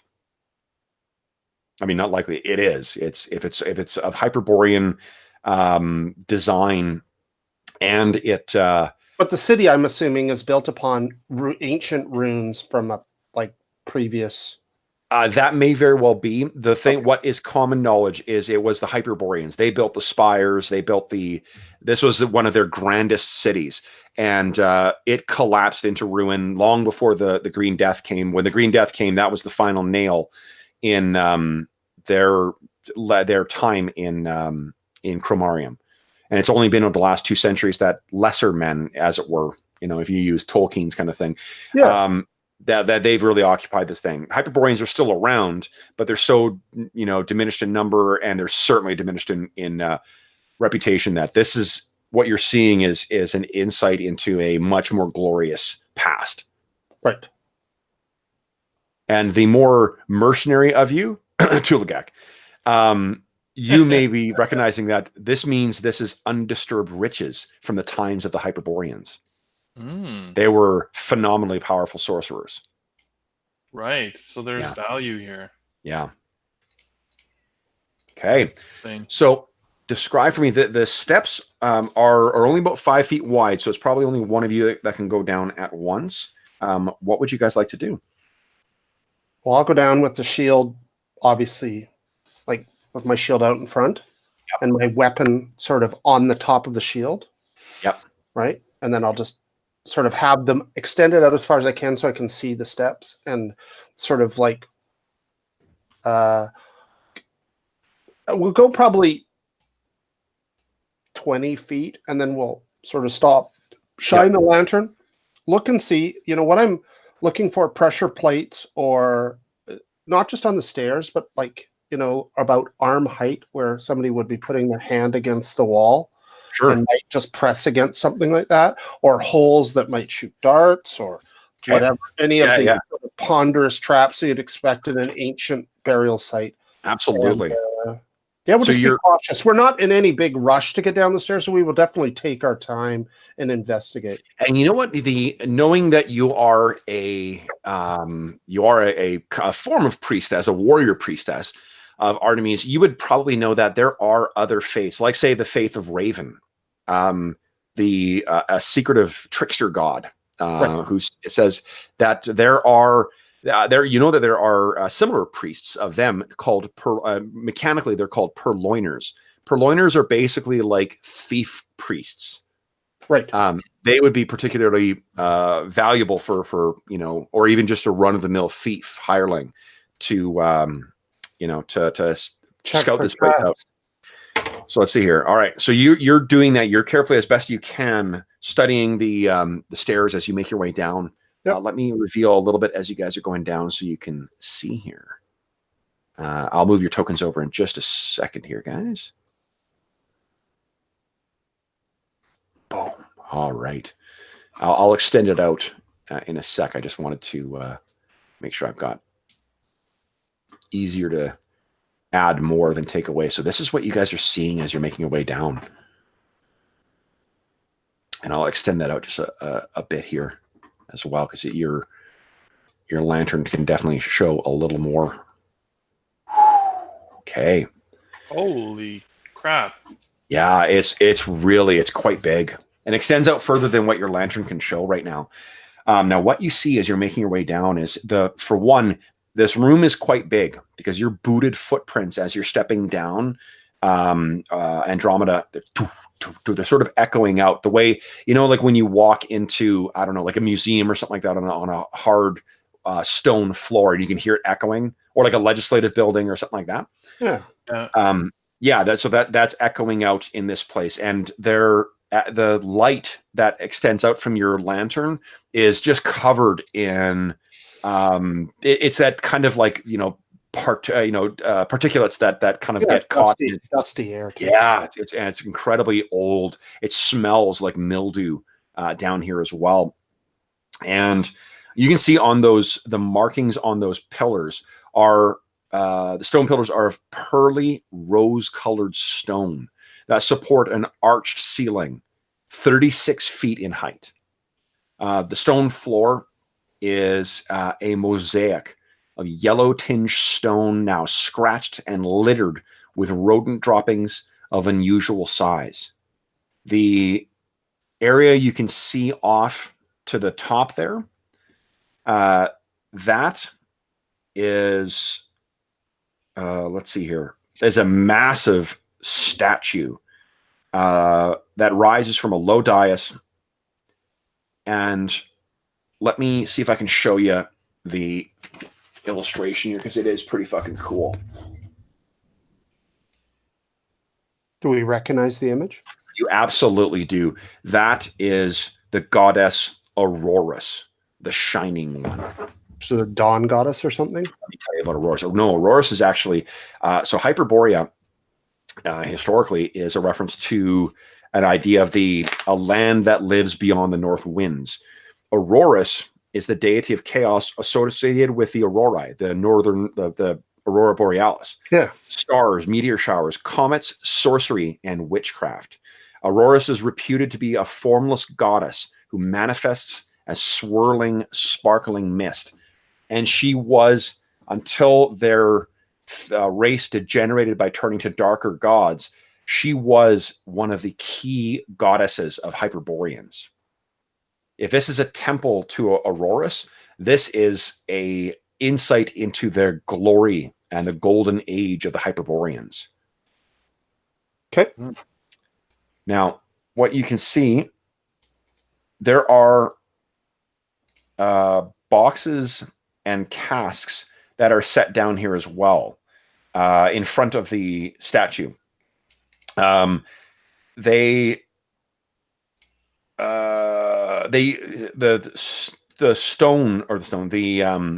crates themselves that are very, very aged. Like the wood is quite discolored and dried. There's a thick layer of dust on them. You think that those things may have sat there for perhaps centuries. Oh, interesting. Okay, now let me see here. Let's hear. Jeff, your turn. Evens or odds? Odd. Okay. As you're stepping down Tulagak, you see those crates over there, and then just for a split second, you see something kind of poke its head out from the side. It does not see you, and then it moves back behind the crates, and you grab Andromeda's shoulder, and you say, lean forward. Rats. There's more rats that are sort of located around that crate. Great. So they're right around here, guys. I'm the wrong. There we go, right around here. Okay. Okay. Let's see. What else can you see in here?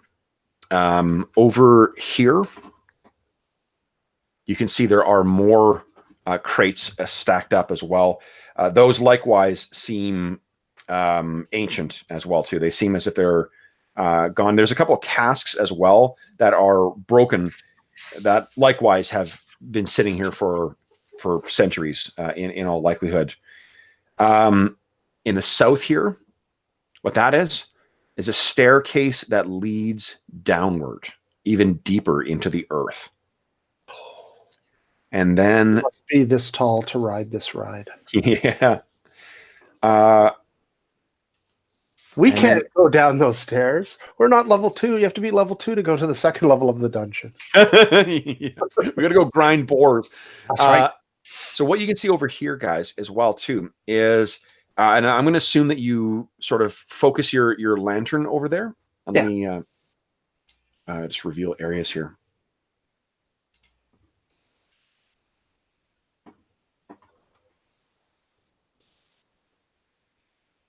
Well, I say to Tulagak, I think it's going to be... there obviously are a number of creatures down here. I think if we are going to get into a fight, we want to fight on the stairwell so that we diminish the number of creatures that can get at the ability, yes. Rather than going out into the wide open and getting surrounded. That's very sound. And I do fear that if even one bite from these creatures could be deadly. Right. Okay, so here's what you see, guys. By shining your light around, that's sort of the extent of everything. You can see there's big, heavy curtains that that lie around that thing. It's time to go to the haberdashery and buy a bow.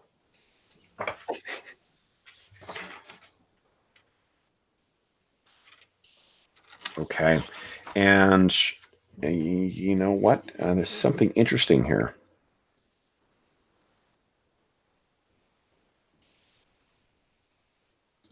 It's like Hunger Games. There's this beeping sound, and something comes down and lands. There's a box. We open it up, and it has magic weapons in it. Yeah, exactly. Okay, so yeah, there's those big curtains, and then what's in at 8C there? What you can see is there is an altar for Auroras. It's a small, low-rising dais of pearly, rose-colored stone, at which stands a 14-foot-tall statue of Auroras carved of green soapstone. And that's at 8C or 8A? At 8C. 8A is that massive, like, I think it's 30 feet tall. It's a huge, almost stands well above. And she's got, Auroras has that three-faced kind of feature to it as well that you saw in the illustration. Its indistinct lower body is sculpted to portray swirling robes. Its head and upper body are that of a three-faced woman, one face to the south, one to the east, and one to the west. The left and right of the dais... Oh, I think they've confused things here. Hold on. Nope, I think I've confused things here. So at 8C, those are more boxes. So these down here, forgive me, guys, I fucked up here. They look like there's boxes in some... Yeah, so sorry, the boxes I described where you saw the rats are over here, and there's more boxes and crates over here. 8A is the one. That's the 14-foot tall statue. Right. And on either side, you see that there are old velvet curtains that are rotted and moldy with age, and they descend from bent iron rods. They haven't collapsed yet, which speaks to the strength of the Hyperborean construction. There are iron shackles modeled with rust that are bolted into the foot of the dais.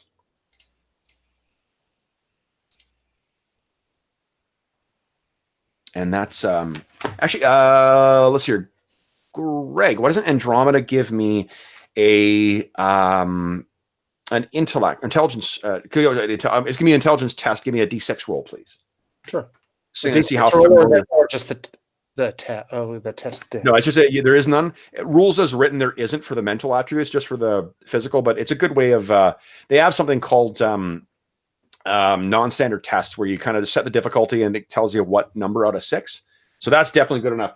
What I wanted to know is how familiar you are with Auroras's rituals, and what you think is that if someone is chained there, and the correct incantations are spoken, then Aurorus may actually manifest in a smaller degree. And the outcome of that is uncertain to you.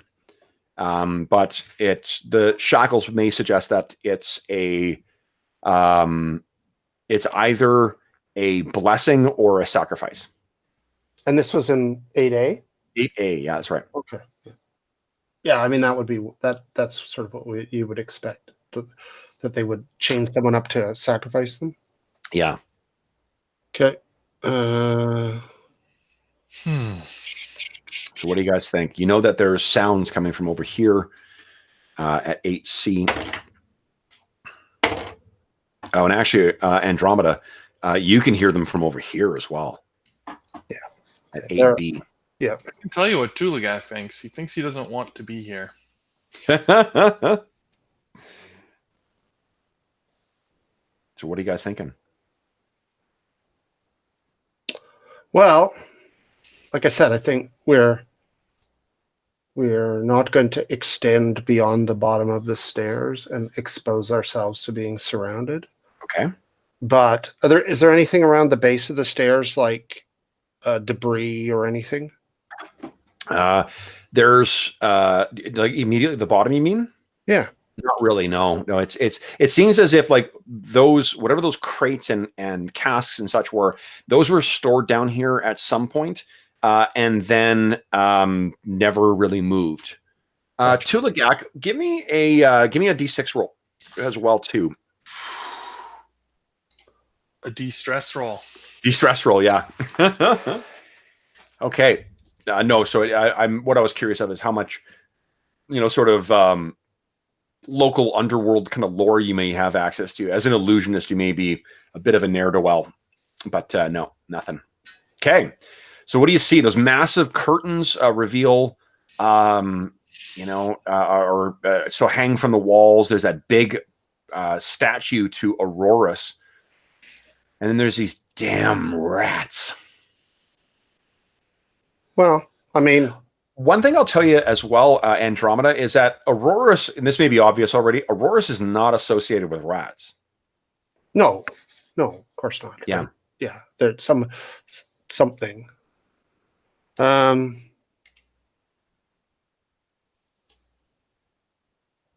what are you guys thinking? I don't know. So it's pretty clear that the rats that were they're just moving around amongst the boxes and they haven't detected our presence yet. No, they don't seem to be aware that you're here yet. Okay. So, what was in the boxes upstairs in the cellar? The boxes upstairs were the supplies that Jill and his family would need for the business. Okay. This stuff, based on how rusted shut that iron gate was, or the iron door, this has likely been undisturbed for like I said, for centuries.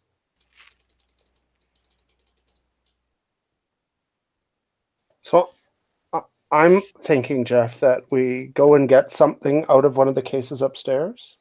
Yeah. And then go about halfway down the stairwell and throw it in one of the boxes and see if we can attract the attention of the rats so that they swarm at us. And then we can we could retreat up the stairwell and fight them at the trapdoor. Okay. I just don't want to. I don't want to go. I'd like to try to see if we can.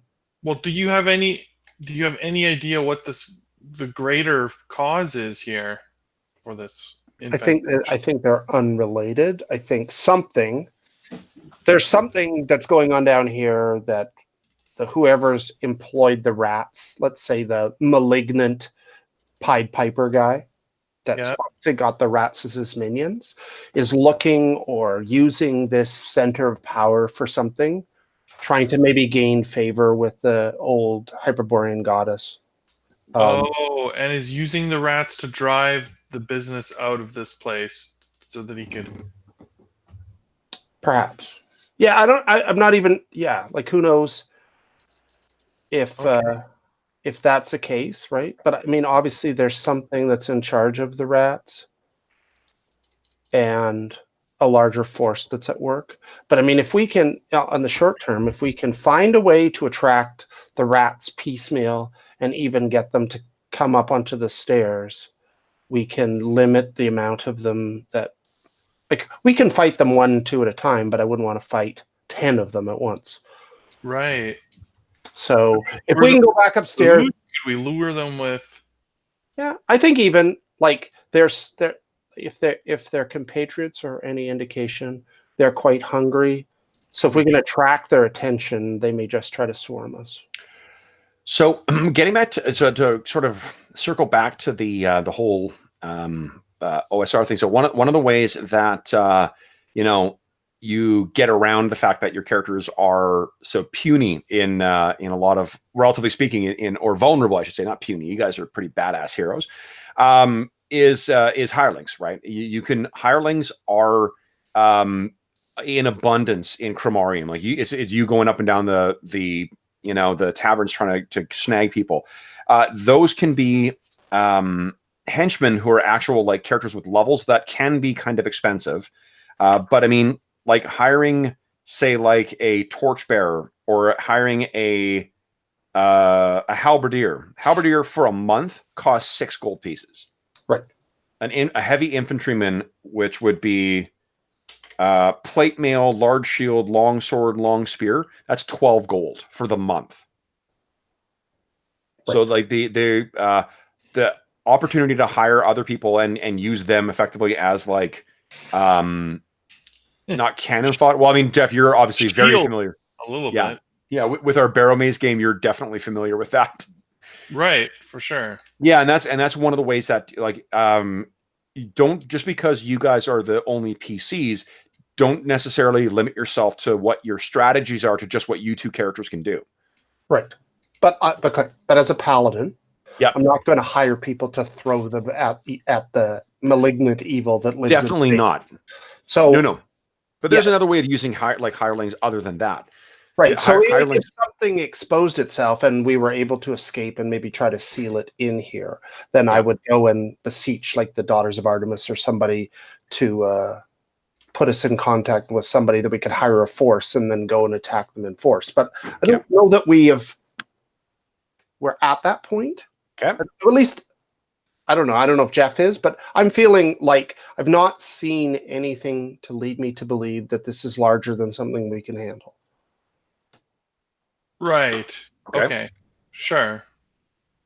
Tulagak is thoroughly unconvinced. Purely frightened for his life. Yeah. You didn't cast the Terrify spell on yourself, Jeff. No. You know, one of the things also, like with your charisma, Andromeda, like the loyalty of your minions, your henchmen and your hirelings is going to be fucking crazy. Yeah, I'm going to get them killed. They're never going to run away. Yeah. That is exactly more than that's what's going to exactly happen. They will never break morale. They will just fight to the death and all get just turned into mincemeat. Yeah. Yeah. That's going to cause me way more problems. So one of the things that is nice with this too, hirelings and henchmen, they gain XP just like PCs too. Yeah. It's not at the same rate. So, as you, just like a lot of other OSR games, it can kind of be the B team for like backup characters and stuff. Yeah, and I mean, as you level and stuff, you attract followers and henchmen. And that's not until 9th with in Ash, but same type of thing. Yeah, and so you end up. It's very much what Colville's doing with his like strongholds and followers for 5e, where that you go and build a keep, and the keep causes you to guys show up and they want a job, and then the one thing I would say is that a lot of, especially for pre-gen adventures too, there is an assumption that you will, because hirelings and henchmen and whatnot is a resource that is accessible. Some of them, the difficulty is often scaled to make that assumption that if you don't have enough bodies to throw at it in your thing, and that like in the fiction, that makes sense as well too, right? Like if you need to hire 1 or 2 other people to help you with this task, I'm not saying necessarily this one you need to do it for, just no, for sure. Yeah, it's an asset that's definitely available to us. Yeah, to go because it's less like mechanically the game is a lot less. I'm trying to find a tackle. I don't want to say snowflake stuff, but like in 5e, you're the hero of that story, right? All the rules sort of support you and tell you that that's the case. Ash doesn't do that necessarily. Yeah, the Astonishing Fortune does, to a degree, but 5e is about balancing counters so the players are capable. Here, totally. it's like the hex crawl. You could go to the next hex and there could be a green dragon. Exactly. Or this is goblins, or the threat is not balanced against what you're capable of killing. Exactly. And Greg, like Jeff and I talked about this a lot too. Like in this, and then you and I have talked about the story about it's combat as war, not combat as sport. Right. So yeah. So anyway, I just wanted to make sure that's. Yeah, I'm just trying to think a way of that we can lure them to fight. Sure. Like, so if we had a bow or something, we would like wrap it up in cloth, light it on fire, fire it in there. Hey, look at us, we're over here, and we might get them to come at us. Yeah. Not having that advantage, maybe we go upstairs, look through the boxes, see if there's something we can draw the attention, and draw the rats onto the stairwell. I love that idea. And so knowing, guys, that that there is a lantern here. Yeah. What else is there necessarily going to be? Oil. Yeah. Yeah. Well, exactly. Now you're getting to what I was trying to say is like maybe we should be thinking about drowning or burning these things, like using our wits against them. Right. More than anything else. So for the what do you call it? The flasks of oil. What you do is it's actually relatively easy. You get to add your dex modifier for melee attacks, and then these are stationary targets. You would need a 7 or higher to hit it on target. Yeah, to lob the flask of oil. Yeah, and but then do you not have to find a way to light it? Well, if you put like a wick in it, lamp oil burns slowly, not the most effective way of lighting a fire. That's what I was saying. Like, if maybe we need to go upstairs, look through the boxes. Maybe there's some torches. Maybe there's so if you do have to set it ablaze, but any creature caught within it takes 1d6 hit points of damage per round, and it gets to make an avoidance save to take half damage. Right. Yeah. So Greek fire, incendiary oil is fucking crazy. 1d8 damage. But so I'm also guessing it's probably quite rare. Incendiary. Let's see here. This is Chromarium, so it is this is the sprawling metropolis of Hyperborea. If it is available for sale, this is the place where you would find it. The issue with that is that it could end just as poorly for us. Yeah, and it's 35 gold per flask. Yeah, so, that's 35 gold is an awful lot of money for you guys at this point. Yeah, you can hire a dude for 6 gold a month. Exactly. Or we can buy 1 flask for 6 months worth of the dude. Yeah, it's probably fairly rare. Awesome. So, what are you guys thinking? Like, I think you can definitely find a few flasks of lamp oil. Sure, definitely here. There's definitely stuff that you could, if you cannot. Rope? Yeah, I think there's probably rope in here too. Like anything heavy that we could attach to the end of the rope, not necessarily a grappling hook, because. Like what are you thinking? Or just something to weight down the end of the rope. I mean, anything you can conceivably find in a tavern, I'm happy to say that you find it. So I mean, could be the I don't know, like a bottle. It could be a I don't know, what would it be? Is it basically anything that's metal, right? Like a metal bar or something? The pry bar. You could tie it to that if you want. Yeah, I don't want to not recover it though, right? Okay. I'm just trying to think. I mean, we could always just go back up, close the door, the trap door, go to the suppliers and buy what we need. Sure.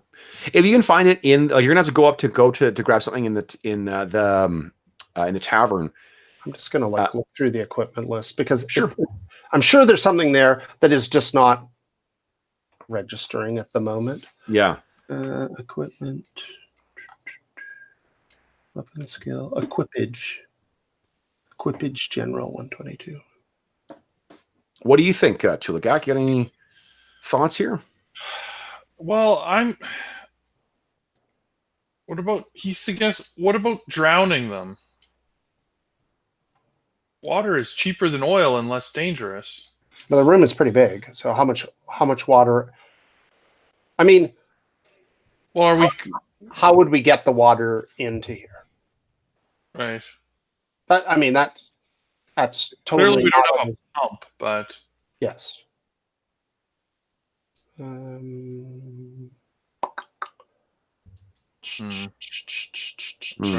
mean, I guess there's not necessarily an easy way to move the water.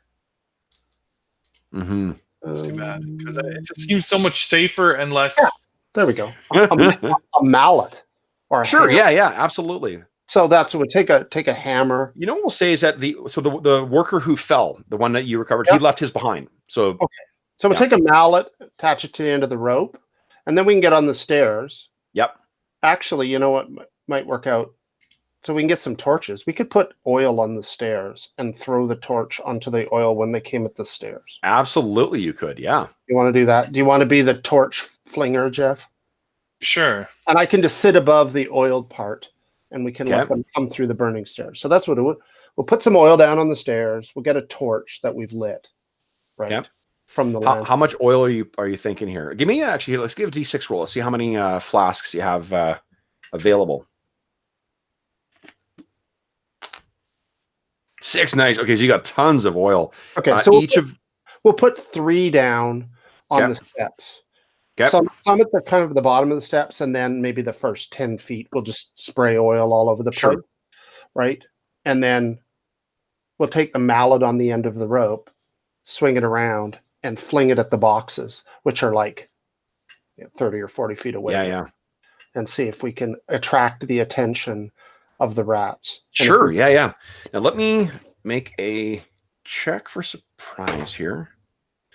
Okay, not surprise. And let me check it for, I'm trying to decide if you'll track both or not. I think I'm going to say there's a 1 out of 4 or 4 out of 6 chance that it'll attract both of them.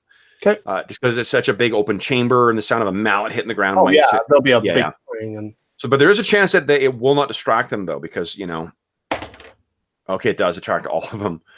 All right, so let's do this then. Let's quickly check so for the So here's my other question too. With this stairwell, is it enclosed and then opens out, or is it open? So I think the stairs lead up to a certain point. The ceiling itself, the stairs are 50 feet down. Oh, and then there's 36. The ceiling is 35 feet at the apex. So you sort of like come out of the top of the chamber, then down into here. So you got about 15 feet of stairs that spiral up through a kind of enclosed area. Okay. So 15 feet. I mean, that's I guess the 3 areas of lamp oil, and they're all connected, I'm assuming too. Yep. Okay, so lamp oil. My goodness. Okay, so that's a lot of it's 5-foot diameter area. So you've got 15 feet worth of stuff done, and let's do this. This is awesome. Okay. And this is this is one of the things I fucking love about OSR games is how much, like actual creative planning goes into this kind of encounter. Well, absolutely. I mean, you don't want to just rush in there. No, and it's cool too, because how much of the planning goes to what you're not looking at your character sheet to pick out what power you're going to use. It's not constrained by the game. Yeah, as to what you're capable of. Yeah, totally. Yeah. Okay. That's now. I'm just checking the number of rats, and I'm trying to figure out how many fit 45 tokens into one. No, I'm kidding, guys. You know what? That's 45 times worth of experience. very good way of thinking of it. We can't get overwhelmed by them. they're going to climb all over each other. But yeah, that's Okay. We're looking in at the end of a train tunnel, and XP is coming our way. That's awesome. Okay, so that's a pretty good pack of rats, right? Sure. Let's double it. Boom. So you can picture this, guys. That you work your way down, and 1, 2, 3, 4, 5. Yeah, that's the right amount. Okay, good. We're gonna do this sort of like theater of the mind stuff, and I'll just use the tokens to track how as you blow through these rats. So who is the one who's gonna toss the? Oh, that's Jeff. Yeah. Awesome. Okay. So you get down, and who is tossing the mallet? I'll toss the mallet. Okay. So you get the mallet, you spin it, and toss it down into this thing. And off in the darkness, I'm picturing, okay, maybe what you'll do is you'll have the lantern in one hand, you spin it, toss it down so you can see, and you see it arc up into the darkness, and then wow, and it hits so loud, it's a sharp, hit. And you hear from often 2 different directions, these things are screeching and whatnot, and then they start swarming towards the stairs, and you turn and book up, drawing your sword as you do, reaching the top, and you've got your shield ready, and you can hear this screeching and squeaking and whatnot as these things are moving up. You can picture that as soon as you go up into the enclosed area too, you're just relying on the sound to try and judge how close these things are, and you can hear them getting closer and closer as they're getting louder. And when they suddenly are in view, they're so much like faster than what you had anticipated. Okay. Now you would have had time to talk through this plan here. Tulagak, when is it you're tossing the torch down? Like when they're when they've moved partly into the like as soon as you see them, you're dropping it, or is it when you're waiting for them to move partway through the fire and then you're tossing it down? Yeah, that way. Once they're right at the fire. Okay, so not when they're on it. Once they're actually, because what I'm trying to judge is they're going to be in the middle of it. If he throws it when they haven't quite reached the oil, they're going to be in the middle of the oil when the thing lands in the middle of them. Exactly. That's what I'm wondering. Is that so? Right. The thing is, you're going to see them before they get into the oil because it's 15 feet worth of stairs. It's basically you staring down and like looking at the very lowest point of that. That's when you're going to see them first. If that's what you've done, then we'll just do an initiative roll, and then you can light. If you win, it's lit immediately. If you're waiting, actually no. You know what? This gives me an opportunity to highlight another awesome rule. If you have a readied missile weapon in Ash, you act first. Right. Yeah. Oh, okay. Yeah. So you'll do that. So you can light it, and they're right before, and it'll light that oil before they get into it. If what you're planning on doing is waiting for them to move through part of that, and then light it, so you're catching the maximum amount of them in total, then we're rolling initiative and going to determine when you act. Oh, I see what you're saying. Okay. Yeah. Right. So I'll do it with the prepared action and act before them. Okay. So there's one. I guess just then one thing to bear in mind is that fire tends to be the way you guys would have experience with this, as having traveled. That's how you keep dangerous prey away. Yep. So what you might do is they may not just go through that. You may stop them from going through the oil, and then that's the extent of it. Yeah, I'm not saying that's Jen. I'm not saying it's. We have 3 more flasks of oil if they decide not to engage us. Okay. Though again, I just said that 15 feet is as far down as you could see. Right.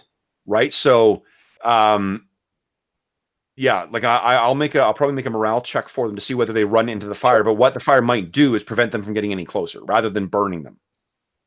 Okay. Well, we'll see how it works out. Okay. Maybe it doesn't work out. Okay, so your characters would obviously be aware of that potentiality. So you're still okay with proceeding with just lighting the fire. Yeah.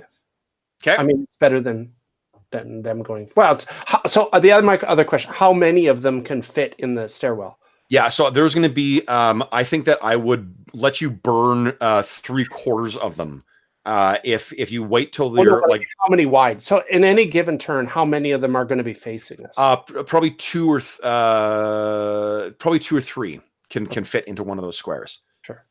So, and that's what I'm saying. Like, if you wait until the very last second, you're going to be able to catch like a good chunk of these things in there. They would all have to make saves, and they're all going to take at least some damage from the fire. Your call, Jeff. Whatever you want to do. Yeah. What do you think? What was your thought behind it? Like, I'm thinking. What was your intent? Was it to catch them and burn them all, or was it to, I was to get as many of them in the fiery square. That's what I thought. Yeah. Right. So I mean, if we throw it when they're just about, their momentum will carry them into the middle of the thing. Probably not. Now, I'm telling you, there's two different ways. If you're doing it as soon as you see them, then one or two of them might get singed, but they're not going to, Okay. Well, there's also a lot behind it. I don't know. Like, I think I would let the dice determine. Right. I mean, if they're running at us. Yeah. And the ones behind won't know. So you're right. Like, some of the ones behind might push it in. Right. So yeah, I mean, it's up to you. Jeff, you get final say here. What do you want? Do you want an exciting roll to see if we beat them for initiative or not? Well, we do have fortune, so we can always. Yeah. And I'm always in favor of risk over caution. Yeah. So let's go for the exciting roll. Fuck yes. Okay. So then I'm gonna give you both a point of astonishing fortune for that, because that seems really fucking bold. And let's see here. Let's make your. I need a little shot of whiskey for this. Brace yourself for this. Yeah, amazing. Okay, so then, as is tradition, let me roll for the bad guys. I'll tell you what we're not rolling for surprise because you guys knew. I will roll for surprise for them though. They're not surprised, so let me roll initiative. Yeah. I'm glad that I didn't roll. They would have probably just delayed at the boxes if we surprised them. Yeah, and that would have been a 5 on initiative too. So that's what you don't want. Here it comes. Let's see. You ready for this? Yeah. Yep. Jeff, beat my 1. Oh my goodness! Here we go. Hey, I'm go ahead and make your on ones today. Here we go. 2. Now we clearly were prepared for this. So good. Okay, so these things are racing up. You can picture them like skittering up there. You can feel a bead of sweat hanging down. Running down to the side of your head, Tulagak, and they're almost like they're 3-4 feet away from Andromeda, who has her shield braced. They're lit by that. She's gripped her shield. There's that beam of light coming out. They're coming up. Every single one of their red eyes, ablaze with their teeth reflecting the light. Those horrible yellow teeth racing towards you, and then this lantern thing goes down, and this bluish flame runs along the length of the corridor and completely consumes them. That means actually 9 out of the 10 are caught in the fire now. Now, would you kindly give me a D6 roll? Actually, why don't we do this? Jeff, give me a 9D6 roll. Oh, yep. /roll 9D6. If they're low level, so their chances of succeeding at this is pretty garbage. Okay. Holy shit. 1-1. The rest are all 4, 5s, and 6s. Okay, so fucking 9 of these things are immediately consumed in the... 8 of them are completely consumed in the fire. And I'll say it's from the front back is for your number. So there's like one in the middle that is not utterly consumed by this. And you hear them screaming. Wow. So then that is I'm assuming you let them move. We'll say that was the whole first phase. You guys held actions. They moved. Second phase, you guys have initiative. What were you intending on doing, Andromeda? Striking it if anything's in range. Okay. I'm going to make a random... This thing is completely mad with pain. If you guys guess it right, it runs towards you. Do you want evens or odds? Even. Yeah, it runs right towards you, Andromeda. Go ahead and give me an attack roll. Nope. That one. So caring for, we made a decision early on that nat ones don't have any specific. Oh, you know what? I'll let you make an attack roll again because of this. Well, actually, you know what I'm gonna say with the nat one is you do bat this thing because your consequence. It doesn't have to make another avoidance save. You've actually knocked it out of the fire to next to you. Sure. Yeah. Okay, and the one behind. Let me make a morale check for it. Yeah, it's fucking running right through it. Go ahead and give me another D6 roll there, Tulagak. Oh, yeah. Roll a D6. It won't be able to attack. Oh. So it's on fire as well, too, screeching and screaming. Okay, so we'll say that is the end of Tulagak. Did you have any actions? You were lighting or dropping the torch down. Did you have anything else you wanted to do? Well, that was my sort of melee, so no. Okay. All right, guys, and let's declare actions and roll initiative. Now I have actions. Nice. And yeah, you got double melee this round there, Andromeda. Why don't you see if you drop these fucking things? Just kill them. Whoa, 1 down. 2 down. Wow. Flap. Nice. So standing dramatically over these things, the flare, the fire burning in front of you, the stink of burning fur and flesh before you. You can feel the blessing of the maiden on you. You have faced the foes down there, and you have emerged victorious. Now, what else awaits down there for you guys? We will have to find next session. But as with the end of every Ash game, let's award some XP and see where we stand right now. You guys have killed 20 rats this turn. Wow. Yep. It was a rat apocalypse. It was a rat apocalypse indeed. Okay, so there's how many points of astonishing fortune do you guys have left over? 3. 3 for you. So okay. Jeff, how many do you have left over? I have 1. 1, okay. And yep. Okay. So let's see here. That's for the rats. That's for the giving the gold out. That's for finding the gold. Let's see here. What else did you face anything else? No. We got I don't know, was it 15 or 20 XP for the gold again, right? When we Yes, you did. Yeah. Overpaid. Yeah. Yeah, you get that doubled. So let me see here. Where's my damn phone? Oh, right in front of me. Open your damn eyes, Kev. How about you do that? Nope, not that.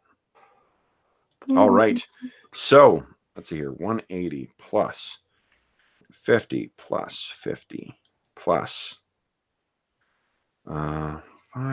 All right. So the grand total is without the doubling is 485 times 2 for first level, 970 XP before adding your if you got a prime requisite bonus, that'll add 10% to your XP. And I think both of you guys have those scores, right? Yep. 1,067 XP. 1,067 XP. Wow. Nice. Yeah. Okay. I'm almost 40% of the way to second level. Yeah, Paladin does take its sweet time. The 2 guys who play Warlocks in our Saturday morning game, they're constantly like, hey, you guys all hit another level. And the Warlock players are like, not yet. All right, so what awaits you down there, guys? We will have to find next time. I am hoping that you guys will be willing to play this again because I fucking love running this game. Sure, yeah. Okay. So then let's get out of the screen here, or out of Roll20, and commence with the outro. All right. And I got to remember to rename this session as well, too. Okay, so guys, so we're out. For those listening at home, thanks so much for joining us for, instead of playing, what do you call it? Warhammer for Greg and Jeff's proper first introduction to Astonishing Swordsmen and Sorcerers of Hyperborea. I'll change the name description of this video, and I'll also include a link to Northwind Publishing and to the DriveThru RPG site where you can get copies of this. But as always, if you have any comments, questions, or concerns regarding the session, please don't hesitate to leave a comment in the comment section below, and I will endeavor to respond in a timely fashion. Alternatively, you can reach me on Twitter at Dungeon Musings, or you can shoot me an email, and my email address is dungeonmusings@gmail.com. You can also find me on any of your favorite podcast platforms at the Dungeon Musings podcast. Today, I recorded an episode and posted an episode about finding your voice as a DM. So if you're looking for some thoughts on how to best play to your strengths or your sensibilities as a DM, I've got an episode about that, as well as a pretty growing back catalog of other topics as well.